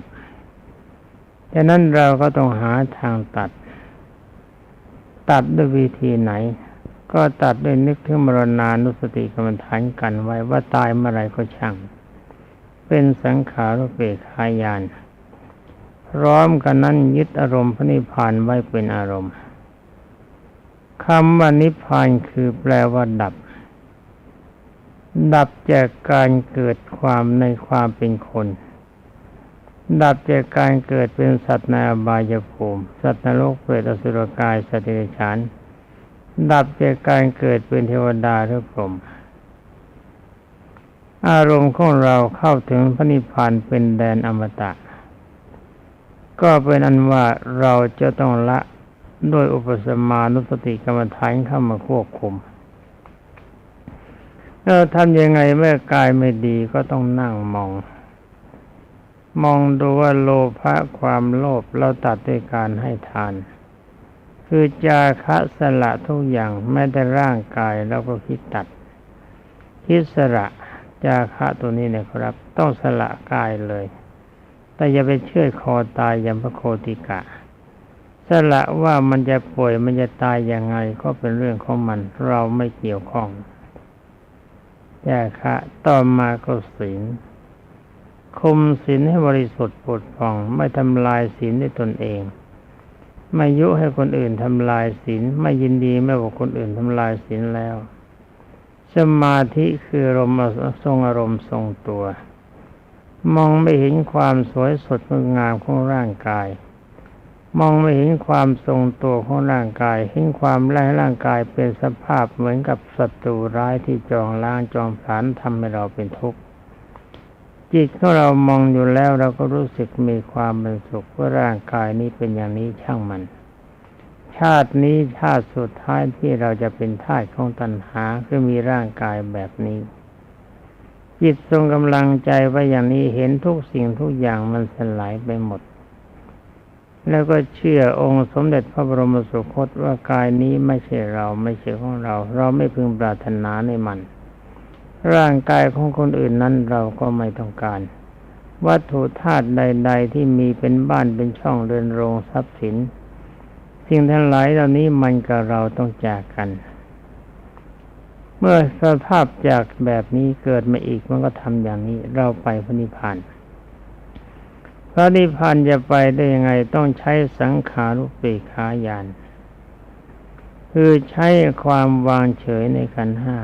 อรบรรดาท่านทั้งหลายพูดมากไปไม่ได้วันพรุ่งนี้จะนำเอาอริยสัจสี่มาสรุปเป็นการว่าหมดเรื่องอนุสติกันสักทีสำหรับวันนี้เวลาหมดแล้วขอสาวกขององค์สมเด็จพระบัณฑิตแก้วทุกท่านดำรงอยู่ในอิริยาบถที่ท่านเห็นว่าสมควรท่านจะนั่งท่าไหนก็ได้ไม่ว่าจะนอนท่าไหนก็ได้ถ้ามันสบายหรือจะยืนหรือจะเดินแบบจงกรมก็ได้ใช้กำหนดรู้ลมให้ใจเข้าให้ใจออกใช้คำภาวนาและพิจารณาตามอัธยาศัยที่กำลังใจของท่านจะเข้าถึงในเวลานี้ว่ามันเข้าถึงไหนจนกว่าจะถึงเวลาที่เห็นว่าท่านเห็นว่าสมควรสวัสดีสำหรับวันนี้จะได้พูดเรื่องอานาปานุสติกรรมฐานเพราะว่าเป็นอนุสติข้อสุดท้ายสำหรับอานาปานุสติกรรมฐานนี้ถ้ามหาปฏิปทานสูตรท่านขึ้นต้นแต่ว่าสำหรับด้านอนุสติท่านมาวางไว้เป็นข้อท้าย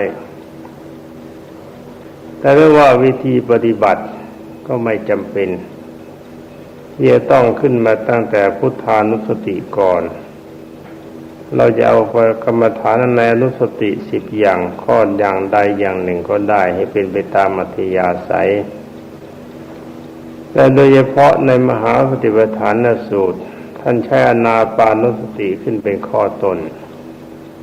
ก็เพราะว่าอานาปานุสติเป็นกรรมฐานที่ระงับความฟุ้งซ่านของจิตถ้าหากว่าจะกล่าวขึ้นโดยจริตก็เป็นกรรมฐานคู่ปรับกับวิตกจริตหรือโมหจริตวิตกแปลว่าตึกนึกอยู่เสมอโมหะแปลว่าโง่คำว่าโง่มันก็ตัดสินใจไม่ตกลงถ้าเราจะพูดกันทั้งด้านนิวรณ์โมหะจริตหรือว่าวิตกจริตก็ได้คืออุทธัจจะกุกุจจะคือมีอารมณ์ฟุ้งซ่านและรำคาญโดยเฉพาะอย่างยิ่งอารมณ์ที่ฟุ้งซ่านเพราะมันฟุ้งซ่านไม่ทรงอารมณ์ไว้โดยเฉพาะอย่างใดอย่างหนึ่งจึงเกิดความรำคาญอันนี้การเจริญพระกรรมฐานพระอาจารย์ผู้สอนทั้งหมดที่ปฏิบัติพระกรรมฐานได้มาแล้วส่วนใหญ่ท่านให้ขึ้นอานาปานุสติก่อนควบกับพุทธานุสติกรรมฐานการที่ให้ขึ้นอานาปานุสติก่อนก็หมายถึงว่าเพราะจิตเราทุกคนมันฟุ้งซ่านคนทั้งโลกที่หาอารมณ์จิตที่ไม่ฟุ้งซ่านไม่มีเลยดังนั้นในมหาปฏิปทานสูตรจึงขึ้นอานาปานุสติก่อนเพื่อเป็นการระงับจิตที่ฟุ้งซ่านที่สำหรับอานาปานุสตินี้มีการปฏิบัติเป็น2แบบด้วยกันโดยเฉพาะแบบที่เป็นสุขวิปัสสโกอย่างในมหาปฏิปทานสูตรสำหรับมหาปฏิปทานสูตรนี่เป็นแบบของสุขวิปัสสโกโดยเฉพาะท่านให้กำหนดรู้ลมให้ใจเข้าให้ใจออกเวลาให้ใจเข้ารู้อยู่ให้ใจเข้าเวลาให้ใจออกรู้อยู่ให้ใจออกเวลาให้ใจเข้ายาวหรือสั้นเวลาให้ใจออกยาวหรือสั้นให้รู้อยู่นี่ท่านให้ใช้กำหนดจิตเฉพาะเท่านี้เองคือไม่มีการปรับพื้นฐานใดๆทั้งหมดรู้ว่าสุขวิปัสสโกในอันดับต้นใช้อารมณ์สมาธิเพียงเล็กน้อยแล้วก็พิจารณาวิปัสสนาญาณควบคู่กันไปไม่จำเป็นต้องตั้งอารมณ์จิตให้เป็นฌานก่อน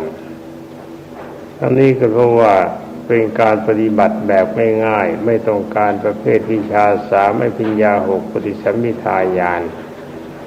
ต้องการอย่างเดียวคุมอารมณ์ได้เล็กน้อยก็ควบคุมไปกับวิปัสสนาญาณแต่เมื่ออาศัยที่พิจารณาวิปัสสนาญาณกับควบคุมกำลังใจเล็กน้อยเมื่อจิตเข้าถึงปฐมฌานฌานก็มีอำนาจตัดกิเลสเป็นสมุจเฉทประหารเป็นพระอรหันต์ได้เหมือนกันเรียกเป็นแบบได้ง่ายๆจึงเรียกว่าสุขวิปัสสโกตอนนี้สำหรับในกรรมฐาน40ท่านวางแบบอีกแบบหนึ่งคือเฉพาะอานาปานุสติกรรมฐานท่านให้กำหนดลมรู้ลมให้ใจเข้าให้ใจออกเหมือนกันแต่นี้สำหรับในกรรมฐาน40นี่สอน4แบบเรื่องแบบสุขวิปัสสโกเตวิโชคือวิชา3ชลปิญโยคือปัญญา6ปฏิสัมภิทัปปโตคือปฏิสัมภิทาญาณฉะนั้นการวางพื้นฐานอารมณ์ของจิตในตอนต้นจึงวางพื้นฐานไม่ละเอียดมากเป็นแบบสายกลางๆไม่ใช่ตั้ง7ฐาน8ฐานให้เขาตั้งกันใหม่สำหรับพระพุทธเจ้าให้ตั้งไว้เพียงแค่3ฐานคือเวลาให้ใจเข้าหรือให้ใจออกเวลาให้ใจเข้าให้กำหนดรู้ที่จมูกลมจะกระทบที่จมูกแล้วลมจะไหลเรื่อยไปกระทบที่หน้าอกแล้วก็กระทบศูนย์เหนือสะดือนิดหน่อย เวลาให้ใจออกลมกระทบศูนย์เหนือเส้นดือกระทบหน้าอกแล้วกระทบริมที่ปากหรือจมูกถ้าคนริมที่ปากเชิดจะกระทบริมที่ปากถ้าริมที่ปากงุ้มให้รู้จะมีความรู้สึกที่จมูกให้จำให้ดีหากว่าท่านทั้งหลาย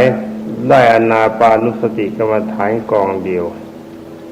กรรมฐานอีก40กองมันง่ายมากกรรมฐานที่ยากจริงๆก็คืออานาปานุสติกรรมฐานแล้วก็เป็นเพื่อกรรมฐานที่มีความจำเป็นอย่างยิ่งที่จะต้องทำให้ได้หากว่าท่านไม่ได้อานาปานุสติกรรมฐานเสียกองเดียวกรรมฐานกองอื่นไม่มีความหมายท่านจะบอกว่าท่านไม่ได้อานาปานุสติกรรมฐานได้กรรมฐานกองอื่นๆด้วยแต่ว่าได้กรรมฐานกองอื่นอีก39กองอันนี้ไม่มีใครเขาเชื่อถ้ามันเชื่อไม่ได้เราจะเล่นกับศีล10อศพ10อนุสติ10อาหาเรปฏิคูลสัญญาจตุธาตุประธานหรือว่ารูปเสียอะไรก็ตามถ้าไม่ใช่อานาปานุสติก็ควบคู่แล้วไม่มีทางจะมีผลฉะนั้นอานาปานุสติกรรมฐานจึงเป็นกรรมฐานที่มีความพื้นฐานใหญ่ที่สุดเป็นตัวนำของกรรมฐานทั้งหมดอันนี้เราพูดกันมาถึงอนุสติ10ถ้ามันรวมลงมันจบก็แค่อานาปานุสติอานาปานุสตินี้ก็ต้องพูดกันมากหน่อยเพราะว่าเป็นกรรมฐานใหญ่ถ้าได้เสียกองเดียวอย่างอื่นได้หมดอานาปานุสตินี่ทรงกำลังถึงฌาน4เช่นเดียวกับกสิณนั่นก็อานาปานุสติเป็นกรรมฐานใหญ่ทรงถึงฌาน4และเป็นกรรมฐานละเอียดจับได้ยากเมื่อจับอานาปานุสติได้กรรมฐานอื่นจะรู้สึกว่าเป็นของง่ายนี่การที่เราจะทรงอารมณ์อานาปานุสติให้คงที่ให้เข้าถึงระดับฌาน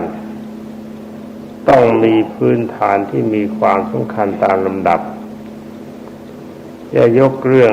ที่พระพุทธเจ้าทรงยกขึ้นไว้ในอุทุมปริกาสูตร